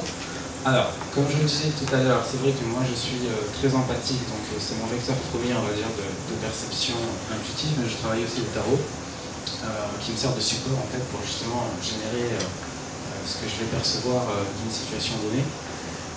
Je vais vous donner deux exemples qui, je pense, sont très parlants de la manière dont je travaille et du coup de l'accompagnement que je peux proposer en consultation. Alors, un registre sentimental, exemple d'accompagnement à la réflexion. J'ai une dame qui est venue me voir à un moment donné qui souhaitait savoir si son compagnon était sincère avec elle. Donc je lui ai proposé de reformuler la question parce que j'entendais davantage ses attentes quelque part son insécurité que réellement une notion d'affection ou de sentiment. Donc voilà, je lui ai dit, si ça vous convient, on va faire une étude de situation sur ce qui se passe dans votre couple et on va voir les éléments qui ressortent. Et en fait, dans cette étude-là, je lui ai parlé de son compagnon. C'est-à-dire qu'à un moment donné, j'ai ressenti la personnalité de son compagnon et j'ai pu du coup décrire son compagnon en fonction de ce que je ressentais. Et là, j'ai fait un petit peu un effet miroir. Elle a conscientisé certaines choses qu'elle n'avait pas conscientisées auparavant. En fait. Il s'est avéré au terme de cette consultation que c'était pas une question d'affection ou de sentiment, c'était juste une question de besoin. Les besoins n'étaient plus les mêmes, du coup il y avait des désaccords, il y avait des décalages qui s'étaient créés. Donc en cela, il n'y a pas eu besoin de prendre une décision, si ce n'est en tout cas de peut-être être un peu plus en sincérité avec soi-même, au lieu d'attendre de l'autre qu'il soit effectivement responsable d'une situation donnée. Mais c'est en cela, par exemple, que je parle effectivement d'accompagnement à la réflexion. Je ne donne pas de réponse définitive, je ne suis pas là pour ça. C'est pas mon souhait, c'est pas ma manière de travailler, c'est pas ma manière de percevoir non plus. je ne vais pas à la pêche aux questions non plus, par exemple. Voilà, là, il y avait une situation qui était établie. On a étudié, on a réfléchi ensemble en fonction, encore une fois, des ressentis que j'avais, des perceptions que j'avais à ce sujet-là. Et un deuxième exemple, qui pour le coup est davantage peut-être un exemple d'aide à la prise de décision. Il y a une dame qui est venue me voir à un moment donné qui souhaitait déménager. Elle ne savait pas si elle devait déménager près de sa famille ou déménager près de ses amis. Donc là, elle attendait de moi que je lui donne la réponse. Donc c'est pareil, je lui ai proposé de réfléchir ensemble sur les deux éventualités. Donc une étude de situation, ce vers quoi elle tendrait si elle devait se rapprocher de ses amis, et ce vers quoi elle tendrait si elle devait se rapprocher de sa famille. Alors, ce qui était intéressant, c'est qu'on s'est rendu compte qu'elle tendait vers à peu près la même chose. En revanche, les besoins n'étaient pas les mêmes. Et ça, c'est ce qui est ressorti en fait. L'information la plus importante, l'information finalement déterminante pour elle, c'était d'analyser ses besoins. Qu'est-ce qui faisait qu'elle aurait dû choisir la famille ou les amis? Et voilà. Donc d'un côté, elle était en insécurité, de l'autre côté, elle était en totale spontanéité. Donc même si au final, elle aurait pu tendre vers à peu près le même type de situation, la motivation était totalement différente en fait dans un sens que dans un autre. Donc là, en l'occurrence, c'est pareil, je n'ai pas décidé pour elle, c'est pas mon rôle. En revanche, lorsqu'elle est repartie, elle avait déjà une connaissance un peu plus précise et d'elle-même, et de son contexte, et des raisons pour lesquelles, effectivement, elle devait choisir dans un sens ou dans un autre. Voilà. Donc, en cela, donc ce soit à titre, effectivement, de travail personnel sur la manière dont moi je me positionne quand, effectivement, je ressens des choses, l'intuition, c'est une petite compréhension et d'acceptation de moi, parce que ça fait partie de moi, et qu'effectivement, c'est important de l'accepter, ce que disait Nathalie tout à l'heure. Donc, être à l'écoute de ce qui se passe, savoir le remettre en question aussi, c'est-à-dire ne pas prendre pour argent comptant tout ce qui se passe. Parfois, c'est juste une représentation, aussi une projection qu'on a d'une situation donnée, une idée qu'on a. Enfin, il peut aussi y avoir ça, en tout cas à mon niveau. Voilà, moi j'ai toujours besoin de tout remettre en question, de m'assurer que finalement la perception que j'ai d'une situation donnée ou d'une personne donnée repose bien sur autre chose que simplement l'idée que j'en ai en fait, tout simplement. Et du coup, effectivement, dans le cadre d'une consultation, l'intuition, outil de compréhension et d'acceptation de soi pour le consultant, pour le client, pour la cliente qui effectivement est en recherche finalement d'informations complémentaires, soit pour conforter, je vais y arriver, peu importe, voilà, soit pour se conforter dans la connaissance qu'il ou qu'elle a déjà de sa situation, soit à l'inverse pour se réajuster quand c'est nécessaire, effectivement, pour établir, on va dire, mettre en perspective une situation donnée ou des situations données dans des directions spécifiques et se réajuster si besoin pour effectivement se préparer au mieux à ce qui vient encore. Merci Loïc.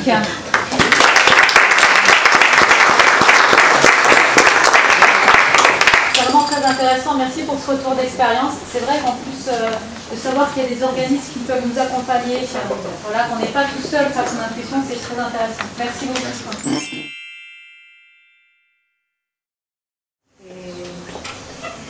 Bon, je vais vous parler de comment j'utilise l'intuition dans une consultation de voyance. Mais bon, je vais parler un peu de mon enfance rapidement. J'ai ressenti depuis l'enfance. Je viens du nord du Pérou où il y a pas mal de chamans à côté. Ils font des rituels, ils soignent les gens, les guérisseurs. Et j'étais toujours, depuis l'âge de 8 ans, j'ai toujours été avec eux. Je m'échappais de ma mère parce qu'elle est devenue témoin de Jéhovah. Pour elle, c'était terrible.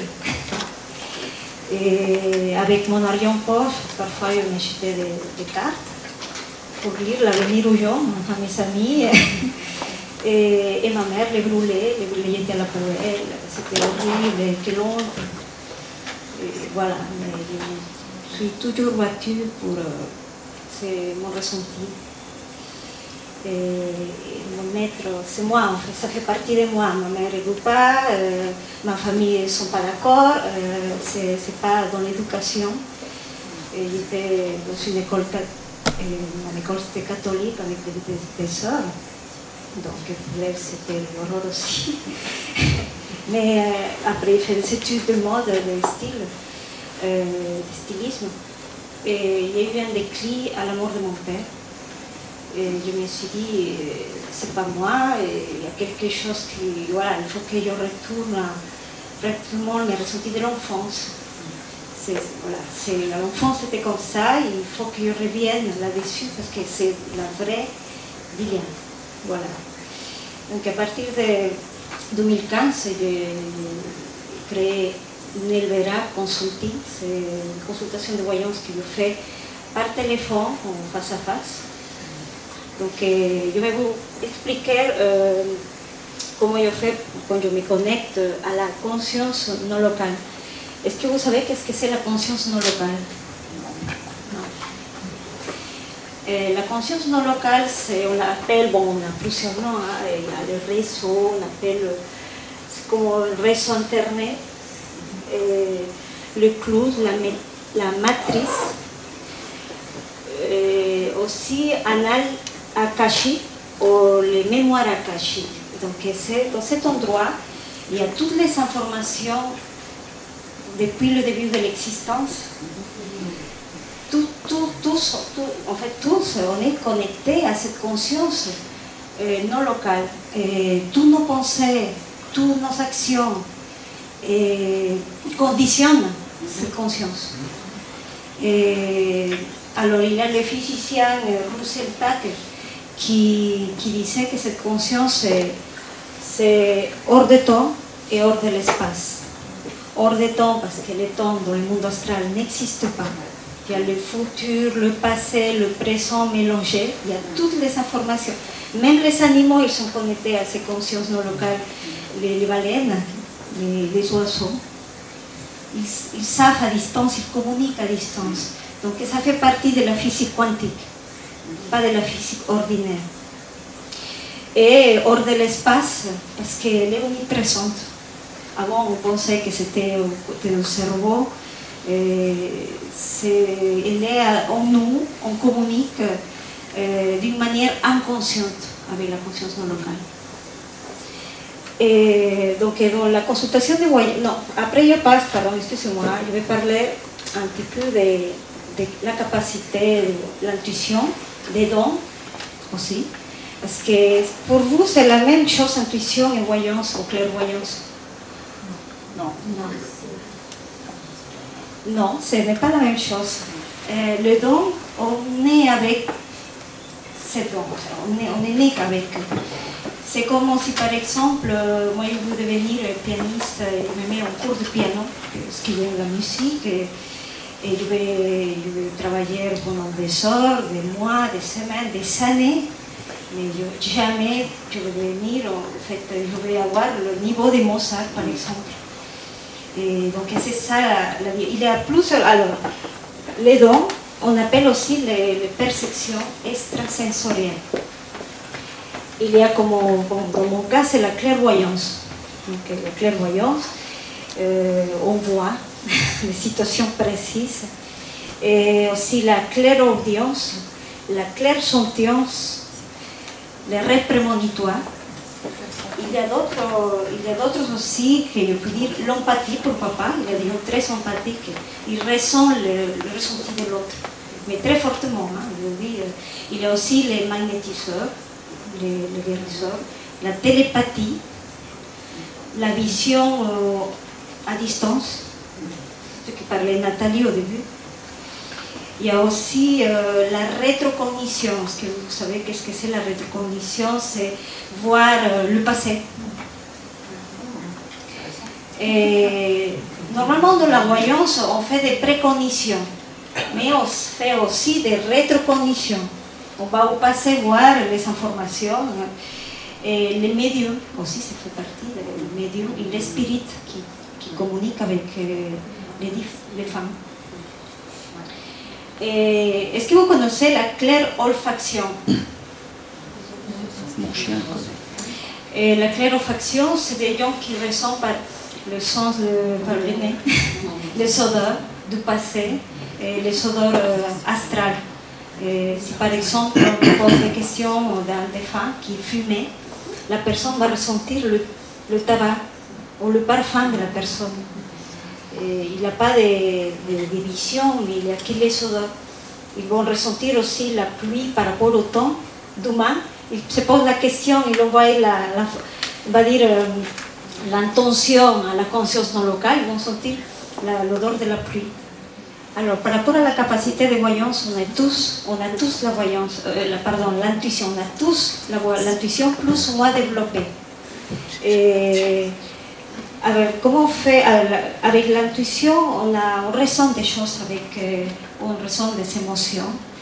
Et je me pose une question, par exemple, par rapport à une situation, un entretien d'embauche, et je vais ressentir dans mon corps, non, par exemple, je ne sais pas, la peur, quelque chose de négatif, une émotion bizarre, la tristesse, la joie, la jalousie.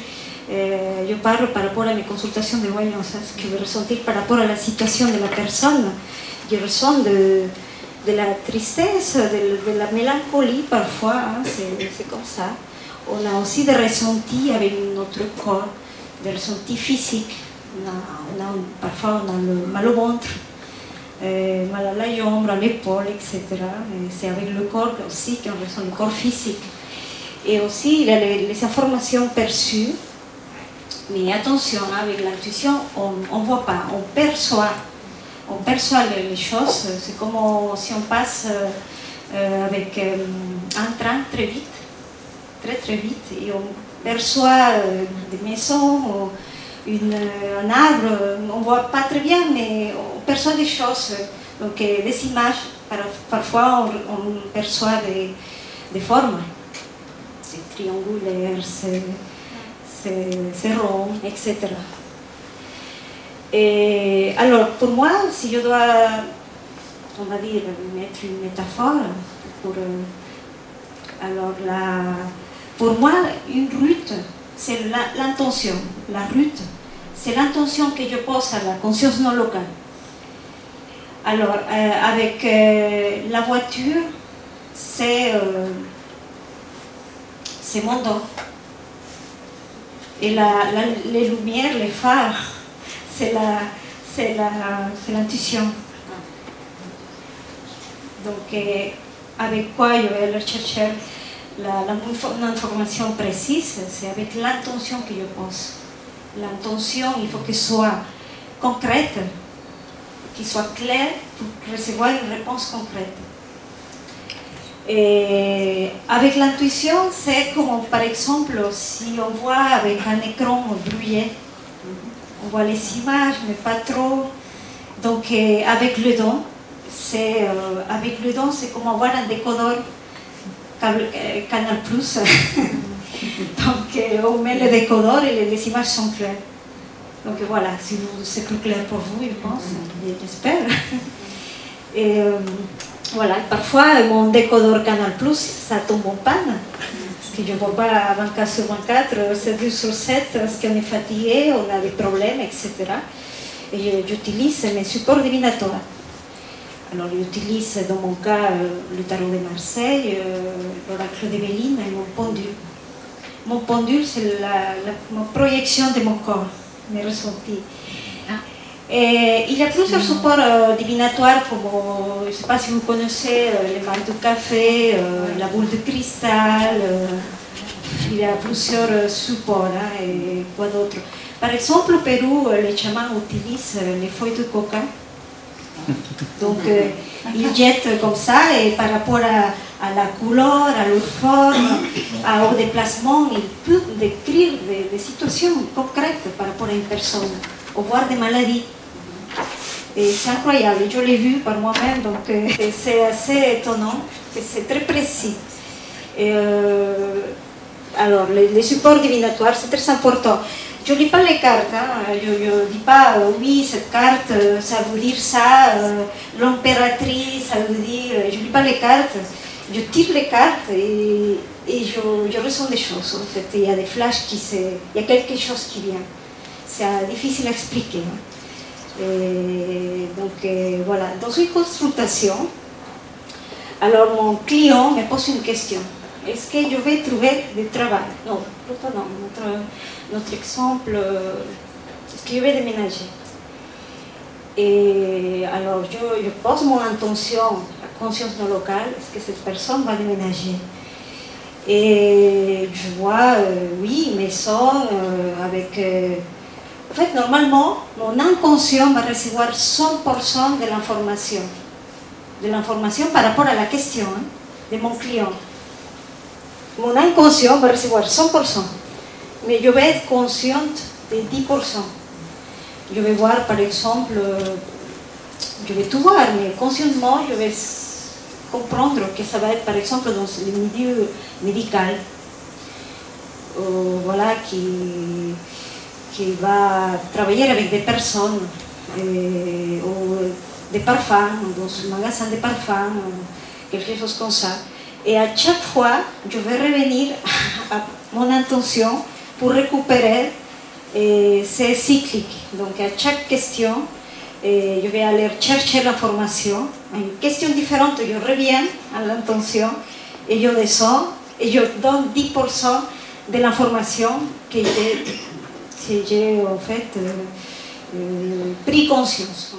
Par la suite, il y a l'interprétation aussi de ce qu'on voit. C'est pas si facile. D'abord, il y a des filtres. On reçoit l'information de cette conscience non locale. C'est, par exemple, il y a mes filtres en moi d'abord. Si, imaginons quand j'étais petite, on m'avait dit que 12 hommes ne peuvent pas vivre ensemble, c'est pas possible. Et voilà, par rapport à mes croyances, mon éducation. Et une personne qui vient me poser une question de sa vie sentimentale. Est-ce que je vais trouver l'amour? Et je vais percevoir des messieurs. Mais dans mon éducation, ce n'est pas possible. Je vais ressentir des hommes, alors je vais bloquer. Je vais dire à la personne, messieurs, vous allez jamais trouver l'amour, que je n'ai pas vu de femmes. Donc ça peut... Voilà, il faut être assez ouvert d'esprit. Et voilà. Parce que ça peut causer des problèmes au moment de l'interprétation. L'information est bonne, c'est l'interprétation après, c'est filtre. Aussi mes connaissances, par rapport, je ne sais pas, si un médecin vient me poser une question scientifique. Et je perçois des choses, mais je n'ai pas de mots, je n'ai pas le vocabulaire scientifique. Je ne sais pas, un scientifique vient me poser une question par rapport à une machine ou des recherches qu'il fait, ça va être compliqué de répondre d'une manière claire à cette personne. Il y a aussi mes peurs.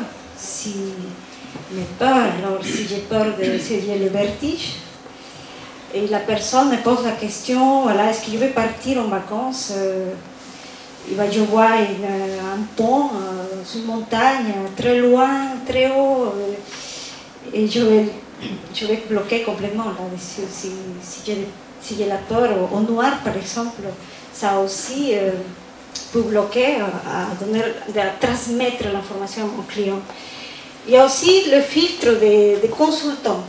Alors, le consultant, il est assez zombie, c'est zombie, ce qu'il veut entendre.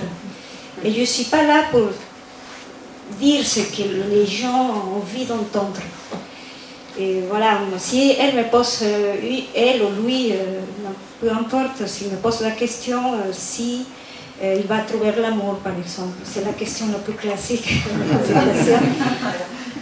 Alors là, je vais voir, que je vais percevoir ou voir, que je vais ressentir aussi tout, que cette personne, malheureusement, elle ne va pas trouver l'amour dans un an, 2 ans, 3 ans, 4 ans. Je vais lui dire, je suis désolée, mais je ne crois pas. Mais la personne va me dire, je suis désolée, mais c'est pas possible. C'est pas possible. Oui, exactement, je vais finir pour trouver quelqu'un. Voilà, c'est l'envie de la personne. Qu'est-ce que je ne suis pas là, malheureusement, à faire plaisir. Parfois, il y a des choses qui ne font pas plaisir. Voilà. Il y a aussi les doutes du consultant. Si par exemple, je le vois dans un travail super à New York. L'année prochaine, il a changé de boulot. Et je l'encourage à suivre ses intuitions parce qu'elles sont bonnes. Il voit que. Mais il a peur du changement, la personne. Mais non, c'est pas possible. Je ne vais pas me retrouver dans une autre ville, dans un autre continent. Il est bien pris par son confort. Donc, à ce moment-là, il me dit, bah, désolé, mais ça n'a pas marché. Ça ne s'est pas réalisé. Et on est maître de nos destins, hein, en fait. Les prédictions sont là, mais c'est à nous aussi d'être maîtres de l'action pour attirer les choses. Hein. C'est pas s'asseoir et attendre que tout arrive. Et le langage qu'on peut avoir, par exemple, il y a un langage trop ésotérique, la personne vient pour la première fois voir un voyant, il va pas comprendre, c'est pas. Sinon, aussi, la langue, hein, il y a un accent, je ne suis pas française, il y a un Canadien qui vient, mais j'ai du mal avec les Canadiens. Alors, la je ne vous comprends pas, qu'est-ce que vous dites, j'ai du mal à communiquer avec un Canadien. Ça aussi, ça peut jouer par rapport à que la transmission de l'information soit mise en cause. Donc, voilà. Donc j'espère que c'était clair pour vous. Hein. Si vous avez des questions, de toute façon, à la fin, on est là. Donc je passe la parole à mon ami.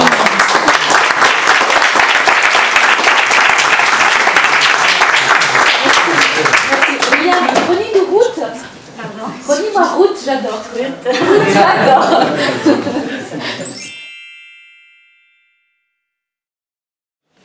Donc bonsoir à toutes et à tous, moi mon accent est bordelais, donc j'espère que ça sera ok pour vous. Je suis chef d'entreprise et je viens justement vous apporter, après ces 3 belles présentations, un regard un peu complémentaire, vu de la fenêtre de l'entreprise, avec un prisme un peu particulier, même celui qui est de l'innovation et des modes de créativité dans l'entreprise. Ce que vous dites peut-être spontanément, c'est qu'il nous parle de boîte, mais en fait c'est un sujet quand même, l'intuition qui est ou méconnue pour les entreprises, voire qui est même tabou. On sait qu'il y a quelques chefs d'entreprise ou dirigeants qui vont faire appel à des voyants, enfin c'est un peu la légende urbaine, ce qui est totalement vrai. Ce que je vous propose, c'est qu'ensemble on aille un peu plus loin dans tout ça et qu'on découvre que peut-être que l'intuition en fait, on va s'apercevoir qu'elle fait partie depuis longtemps et de façon historique comme outil de prise de décision dans l'entreprise, et même que c'est un outil extraordinaire pour tout ce qui est innovation et recherche. Ce que vous voyez là, c'est un peu bizarre, mais c'est une image que les informaticiens, par exemple, vont prendre pour déterminer ce que c'est un réseau, alors un réseau très très vaste. Internet ou un réseau mondial, ils pourraient le représenter sur un schéma comme ça, super complexe, avec plein de dimensions. C'est à peu près le même type d'image que vont choisir les physiciens quantiques pour représenter les connexions super compliquées qu'il y a dans un cerveau, dans un esprit humain. C'est également, ces mêmes physiciens, s'ils nous parlaient du fonctionnement de l'univers, c'est encore ce type d'image qu'on va retrouver.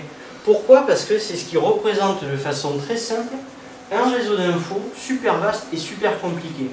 Et c'est l'hypothèse que je vous propose, c'est que cette conscience non locale dont Liliane nous a parlé juste là, c'est qu'on le représente un peu de cette image façon cloud. Pour rentrer juste, faire une parenthèse, cette conscience non locale, si selon les croyances des uns des autres, c'est ce qu'on peut appeler l'univers, c'est ce qu'on peut appeler Dieu, c'est ce qu'on peut appeler le ciel, c'est ce qu'on peut appeler plein de choses. C'est ce que Jung a appelé l'inconscient collectif. Tous parlent de la même chose. Je veux bien. Merci.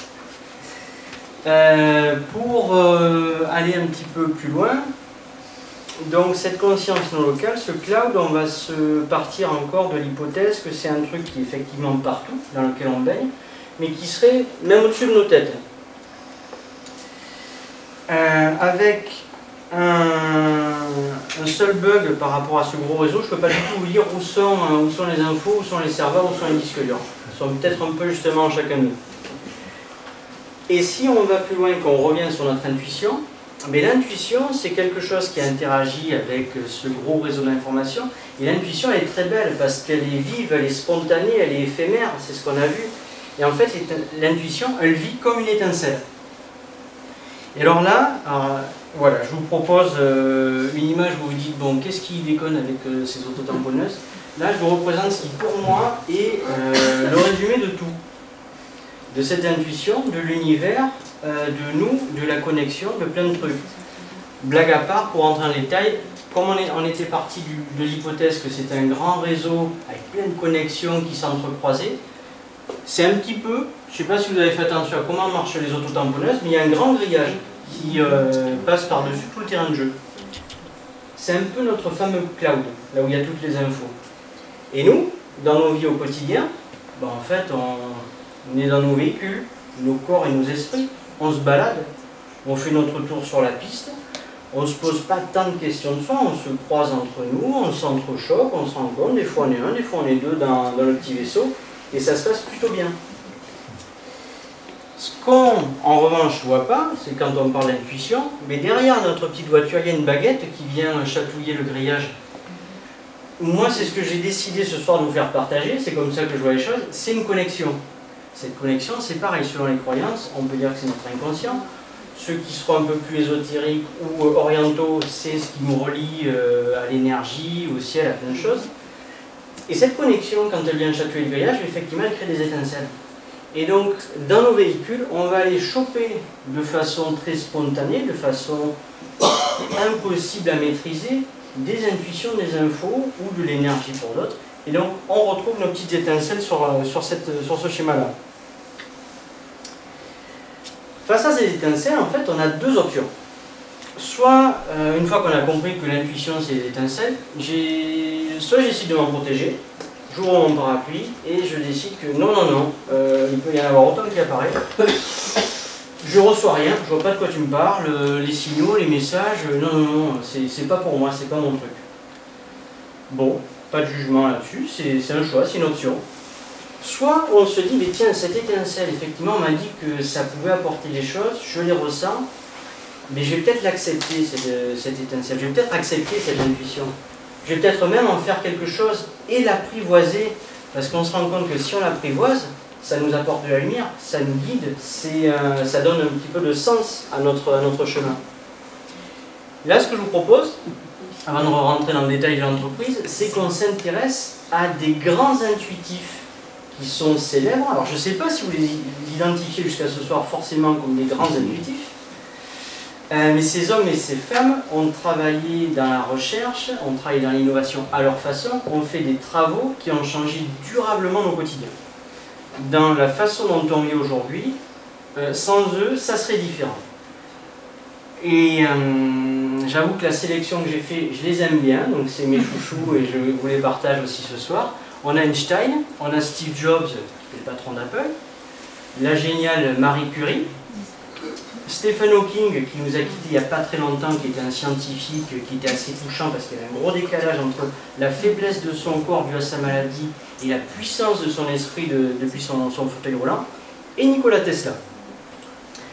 Alors si on s'intéresse d'abord aux physiciens quantiques, juste une parenthèse et encore, la physique quantique, je suis loin d'être un expert, mais c'est quand même ce sujet super compliqué qui est là pour expliquer les origines de l'univers, peut-être même les fonctionnements de l'univers, et deviner l'avenir de l'univers. Donc c'est pas un truc de rigolo, c'est vraiment quelque chose de très sérieux, de très complexe, et il faut des cerveaux aussi extraordinaires.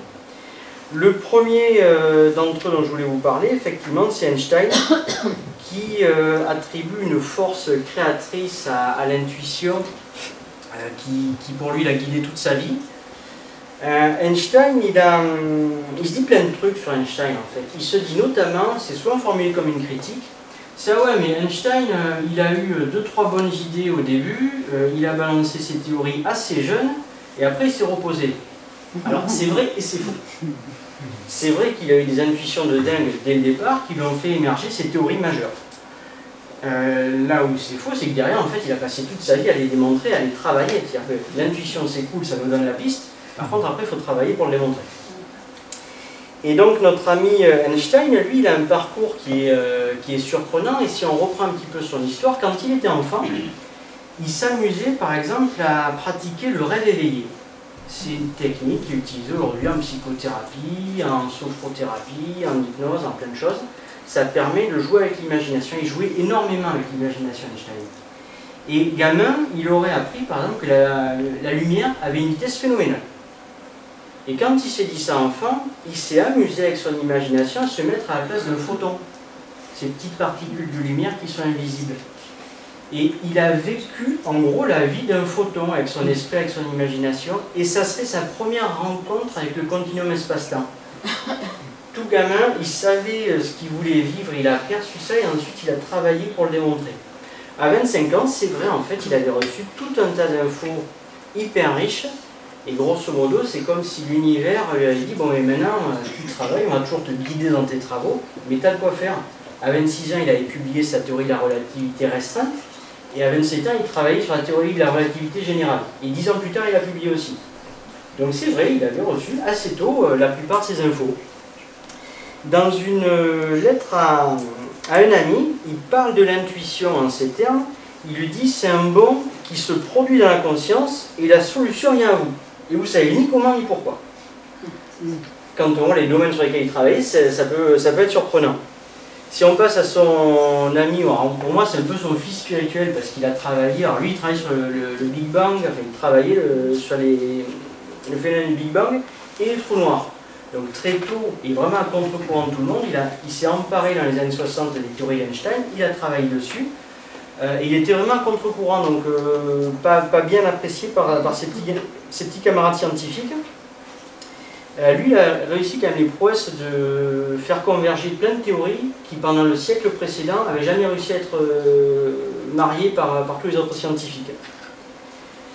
Hawking, lui, il avait cette capacité, comme Einstein, il imaginait beaucoup.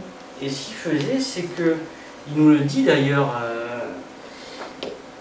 il ne travaillait pas sur les équations c'était pas son truc, quoi. Pourtant, les sujets lesquels il travaillait étaient profondément scientifiques. Ben, les équations, il disait, moi je les ressens pas trop intuitivement. Donc il imaginait dès le départ la solution. On parle effectivement, mais c'est quoi les origines de l'univers Big Bang? Mais lui, il imaginait le truc, il se baladait dans ce qu'il était en train d'imaginer, et puis il disait, ok, bon, ça marche comme ça. Bon, maintenant je vais passer quelques années à le démontrer. Et le pire, ça fait le pire ou le meilleur, ce qui est extraordinaire, c'est que c'était juste dès le départ ce qu'il avait perçu. Il allait bosser peut-être pendant 5 ou 10 ans pour le démontrer, mais ça marchait. Je veux bien. Super, merci. Un peu de filles aussi dans cette liste. Marie Curie, elle est née fin du 19e siècle. C'est une femme qui a très peu de moyens, qui doit faire sa place dans un milieu d'hommes.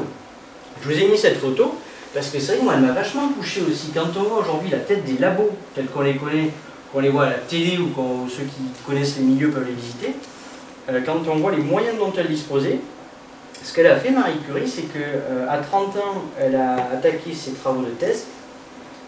Et il y avait ce truc que Becquerel avait, un autre scientifique avait identifié, c'est il y a une matière qui émet des rayonnements, et c'est l'uranium. Bon, cool, les rayonnements uraniques, il a appelé ça. Mais grosso modo, voilà, on a trouvé un truc qui fait des rayonnements. Elle se dit à 30 ans, mais ouais, mais ça en fait, ça doit être une propriété générale à toute la matière, avec les outils qu'elle a dans les mains. Et donc, elle a l'intuition, elle part de l'hypothèse que, mais là, elle va même créer le mot radioactivité, c'est elle qui va l'inventer, en disant, attends, l'uranium ça produit ça, mais je suis sûr que le bois aussi. Alors qu'il n'y a absolument aucun élément de mesure, il n'y a absolument rien pour prouver ça, mais elle a cette intuition-là. Et elle a même l'intuition au-delà de dire, mais dans l'atome, il se passe un truc, c'est certainement divisible. Ce qu'il a, il y a contre-courant de tout le monde, donc tout le monde crie au scandale, et pourtant, elle avait raison sur absolument tout, et aujourd'hui, il y a à peu près 30 millions de personnes tous les ans qui bénéficient soit de diagnostics, soit de traitements grâce à la médecine nucléaire. Donc quand je vous disais que ces gens-là ont vraiment modifié notre quotidien, elle nous le prouve. Il y a juste une anecdote toute bête avec elle, c'est qu'elle raconte cette histoire où pendant 3 ans elle bute sur un problème impossible à résoudre, elle n'y arrive pas, elle est épuisée physiquement, intellectuellement. Et une nuit elle se lève, elle va à son bureau, elle écrit un truc sur un bout de papier, elle repart se coucher, et le lendemain, quand elle se relève, mais la solution est sur le bout de papier. Elle ne sait même plus qu'elle s'est levée, elle sait même plus.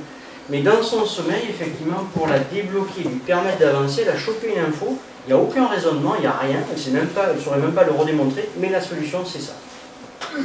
Et cette dernière fois sur Marie Curie, effectivement, pour faire écho avec mes petits camarades, la confiance en soi, c'est fondamental.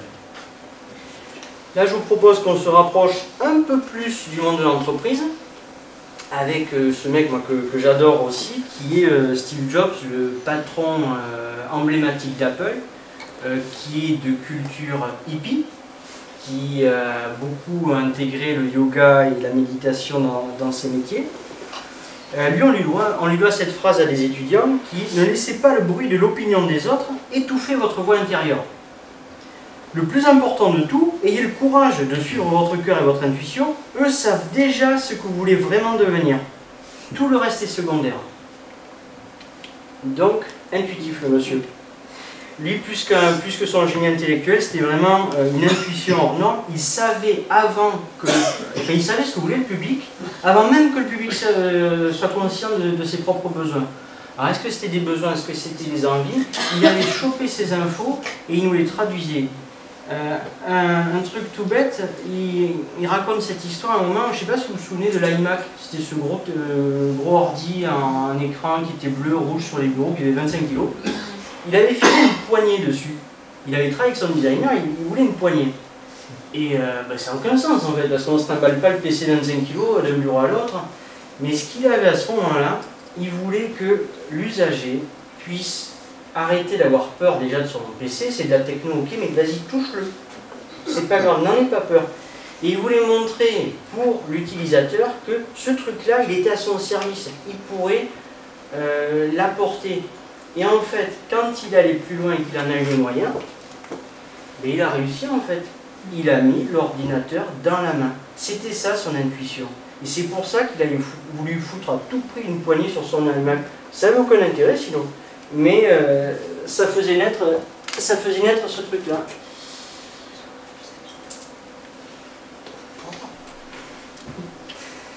Une dernière petite comparaison, toute simple, qui va vous montrer un intuitif et un protocolaire. Alors là, du coup, on a deux contemporains, les deux ont travaillé sur l'énergie, sur l'électromagnétisme.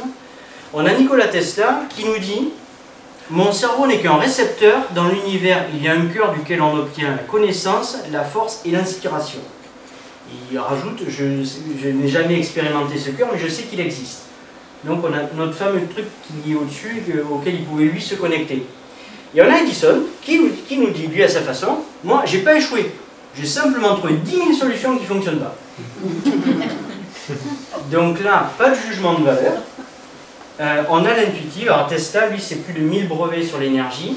Edison, c'est une carrière aussi qui est un franc succès.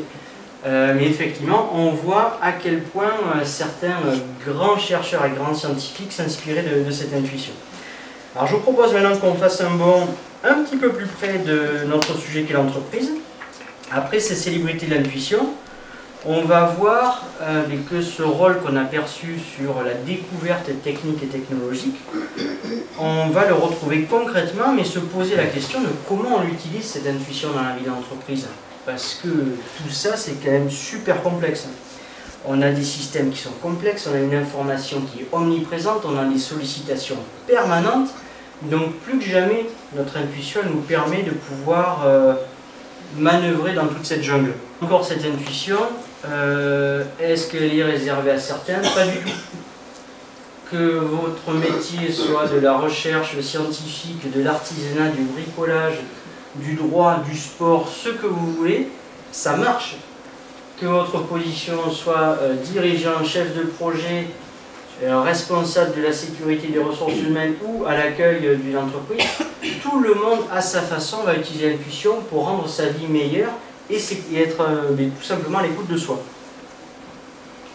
Alors l'intuition, comment elle rentre maintenant concrètement dans l'entreprise? Il n'y a pas 50 solutions, soit en externe, c'est-à-dire que de façon classique, alors moi je suis plutôt mode parapluie, donc les étincelles, j'ai dit que non, je ne les recevais pas.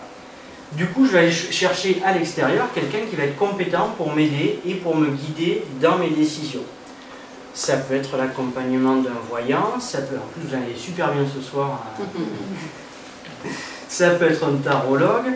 On va être dans cette alliance qui va permettre la découverte à deux de quelle est la bonne direction.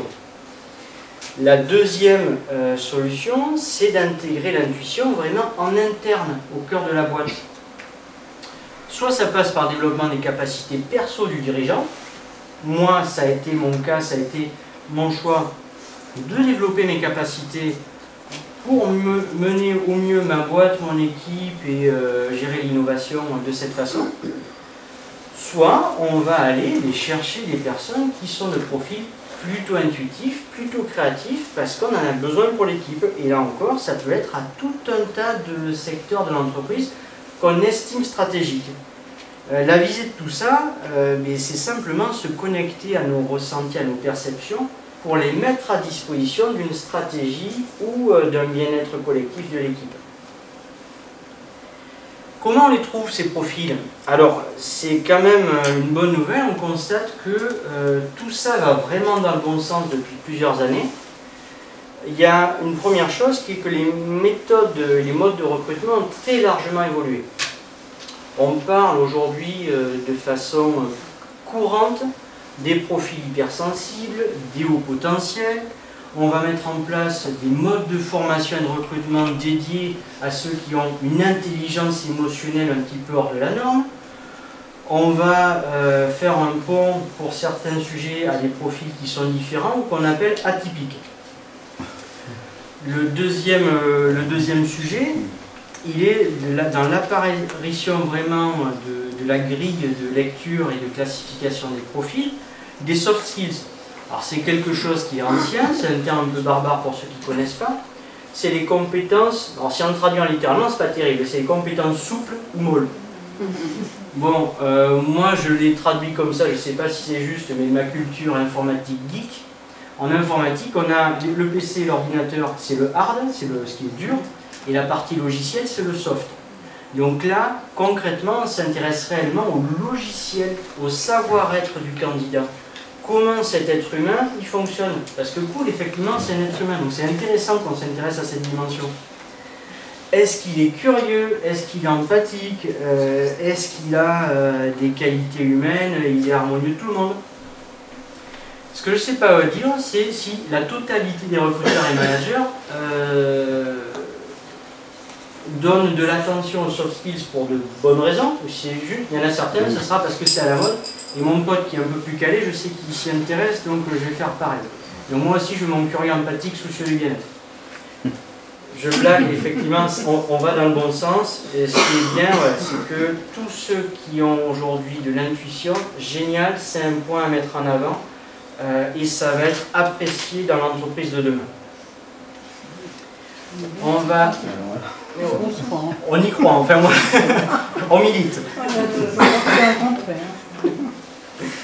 On va aller dans un étage encore supérieur, là, sur vraiment des cas concrets. Enfin, je vous propose des cas concrets pour savoir, mais en fait, ouais, comment ça se passe pour mon manager intuitif ou mon chef de projet atypique, comment il utilise son intuition dans son secteur d'activité.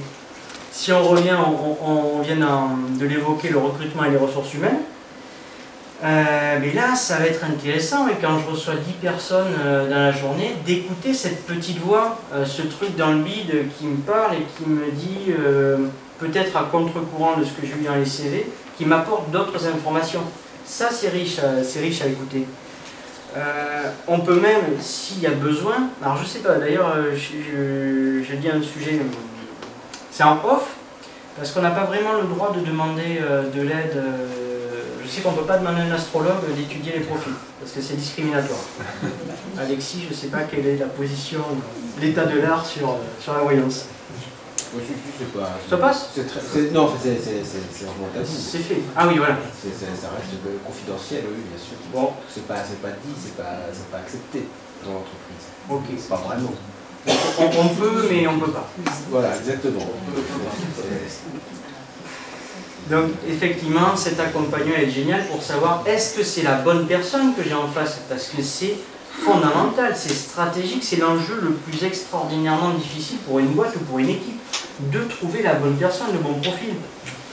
Alors, il ne faut surtout pas tomber dans le piège de vouloir tout contrôler et de ne plus jamais vouloir faire d'erreur. Ça n'existera pas. On va continuer à faire des erreurs, c'est pas grave. On va recruter quelqu'un pour des raisons peut-être qui ne nous apparaissaient pas, mais c'est celui-là qu'il fallait quand même recruter celui-là. Je veux dire, on ne va pas mener une chasse à avoir le profil parfait non plus, mais on va faire toujours au mieux. Bien entendu, ça marche aussi vu la fenêtre du candidat. C'est-à-dire que ce que je vous propose, c'est qu'on est tous ensemble et on a Marc qui vient nous voir et qui nous dit, mais tiens, il y a telle boîte super méga connue, hyper grosse avec un gros salaire qui m'a contacté, ils me veulent. Ok, super. Le poste il est trop bien, son nom ça fait trop bien et c'est cohérent, c'est trop bien. Mais par contre, il y a 2 jours, là, je suis passé, il y a un pote qui m'a montré une annonce, je suis rentré dans cette petite boîte, la petite PME qui est dans tel arrondissement. Bon, le salaire il est 40% de moins. Et puis ça fait que 5 ans qu'ils sont installés et personne ne les connaît trop. Par contre, quand j'ai discuté avec l'équipe, c'est vrai qu'ils sont cool. Et quand je suis ressorti, j'étais bien, quoi. C'était vraiment intéressant ce qu'ils me proposaient. Bon, grosso modo, quand il est lâché les trucs, on a la réponse. Il peut choisir, comme Edison, un truc protocolaire, solution A, ou alors il va lire un truc de dingue en solution, mais ça c'est sûr. Il va peut-être rencontrer son partenaire de vie, il va peut-être s'associer à la boîte, enfin quoi qu'il arrive, il va s'enrichir de façon extraordinaire. Mais il faut que Marc il sache écouter ça. Tout ça pour vous dire en fait que l'intuition c'est encore mieux que mythique pour faire de bonnes rencontres. C'est quasiment sûr. Le deuxième cas qui va être sur le management et la construction des projets. Là c'est par exemple comment est-ce que je dois aborder ce projet stratégique avec ce partenaire hyper clé que ça fait 5 ans que j'essaie de le voir et que là, badaboum, dans 2 heures il est dans mon bureau. Alors là, mais pareil, moi je propose, alors c'est très perso parce qu'on est quand même encore dans le cas de cette rencontre entre lui et nous. Je fais ce que j'appelle, alors je sais pas s'il y a que moi qui le nomme comme ça, je fais ce que j'appelle du management prédictif. C'est-à-dire que je vais faire un coup de tarot en me disant, bon écoute, merci Alexis, en se disant, mais tiens, là le gonze qui vient me voir, il est par exemple 400 fois plus gros que moi au niveau de la taille de l'entreprise. Il sent comment en ce moment? Comment il perçoit notre rencontre ou ce truc-là? Et si je vais plus loin, que je commence à être bien dans ces infos, mais lui, il me perçoit comment? Ou même mieux, lui, il se perçoit à lui comment? Comment sa famille, en ce moment, le voit? Comment son équipe le voit? Comment ses amis le voient? Et je vais peut-être voir là qu'il y a des décalages. Je vais peut-être voir qu'il y a des jeux de posture. Quoi qu'il arrive, ça va m'apporter des informations qui vont me faire voir que, eh bien, tiens, en ce moment, il y a un déséquilibre. Ben, en même temps, il a le droit, c'est un être humain, il est peut-être en train de divorcer, il est peut-être en train de démissionner, il est peut-être en train aussi, il y a des bonnes nouvelles, de se marier ou d'être papa, ou plein de choses. Mais je vais arriver à avoir des infos hyper riches en faisant ce travail-là, qui marche également très bien avec un exercice de voyance ou de remote viewing, où là, je vais aller approcher des sensations. Je vais voir, et très vite, je vais avoir une teinte de comment ça se déroule. Est-ce que c'est plutôt cool, est-ce que c'est plutôt ok et ça va dans le bon sens? Ou est-ce que, attention, aujourd'hui c'est quand même pas clair et donc on va y aller tranquille. Et donc ce management prédictif, il me donne une couleur sur comment va se dérouler et comment je vais porter mon projet. Une parenthèse sur ces constructions de projet ou de management, si c'est le cas de je crée ma boîte ou je m'associe, là c'est super dur parce qu'il y a tout mon être qui est dans la bassine. Du coup j'ai du mal à être vraiment objectif et ça va être intéressant d'avoir un regard d'un professionnel ou d'un externe qui lui va être beaucoup plus juste. Ce qui est, là aussi je complète sur tout ce qui est aller choper des infos. Ce qui est fondamental, moi, dans la philosophie que je prêche à chaque fois, c'est d'être très honnête et très juste sur ce qu'il y a. Je ne suis pas là pour tordre la réalité, je suis là pour surfer sur ce qui arrive et qui est vrai, mais je ne vais pas manipuler les informations ou manipuler la situation. Le troisième cas du design ou de l'art, c'est pour montrer qu'il y a aussi des sujets très très créatifs. Le design, ça peut être aussi bien un produit qu'un service, qu'un usage, que plein de choses. Là, on revient un peu chez Jobs. Et le jour où je propose le truc que j'ai perçu, et je sais qu'il est hyper juste, qui répond ici et maintenant à un besoin et qui va être adopté. Mais là, on va communiquer avec les émotions des autres. La recherche et développement ou l'innovation, mais là on revient aussi par rapport à nos scientifiques de tout à l'heure, c'est dans l'univers des informations qui sont existants ou qui sont présents, je vais capter tout ce qui est fondamental ici et maintenant, voir quels sont les freins, les méthodes, les outils que j'ai à disposition et creuser naturellement parmi les 1 milliard de possibilités sur les 4-5 qui ont du sens. Et donc c'est de cette façon que mon intuition va me permettre d'être super performant sur mes sujets d'innovation.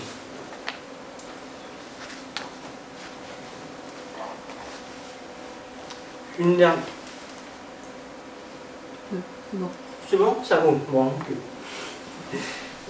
Quelques dernières diapos pour vous dire effectivement, pour compléter ce qui a été dit.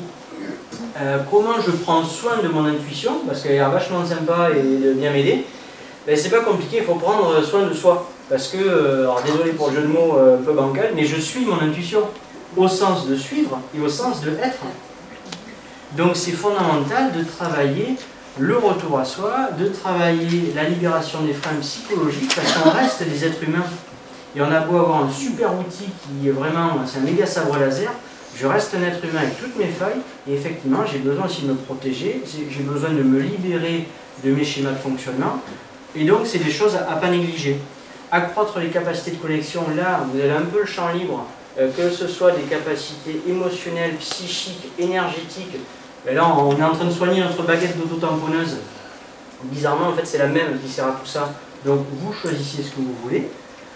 Et l'ouverture d'esprit, parce qu'effectivement, avec toutes ces choses-là, on a quand même bien besoin d'apprendre et de ne pas se limiter. Vous ferez vos courses.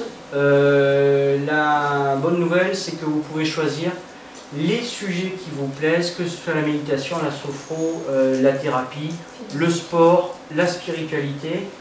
Ce qui est intéressant, c'est d'aller là où on a l'intuition qu'on va être bien. Ce qui est aussi intéressant des fois, c'est de se dire « Oh là, je ne le sentirais pas trop ». Ouais, mais justement, ça vaudrait peut-être le coup de s'y intéresser parce qu'il y a une raison si je ne le sentais pas forcément. Et voilà, et donc j'ai terminé. Maintenant, je vous remercie et je vous dis de surtout ne pas oublier de prendre soin de vous parce que comme ça, vous prendrez soin de votre petite étincelle qui vous guidera.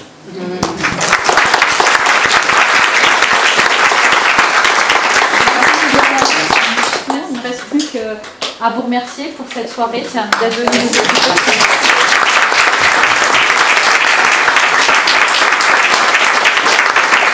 J'espère qu'on aura l'occasion de se revoir parce qu'on va sûrement monter d'autres conférences dans ce même genre.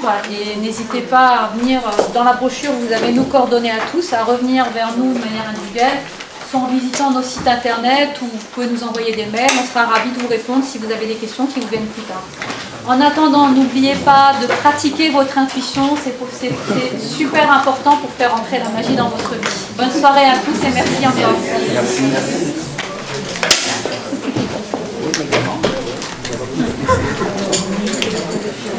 Et bien plus ça.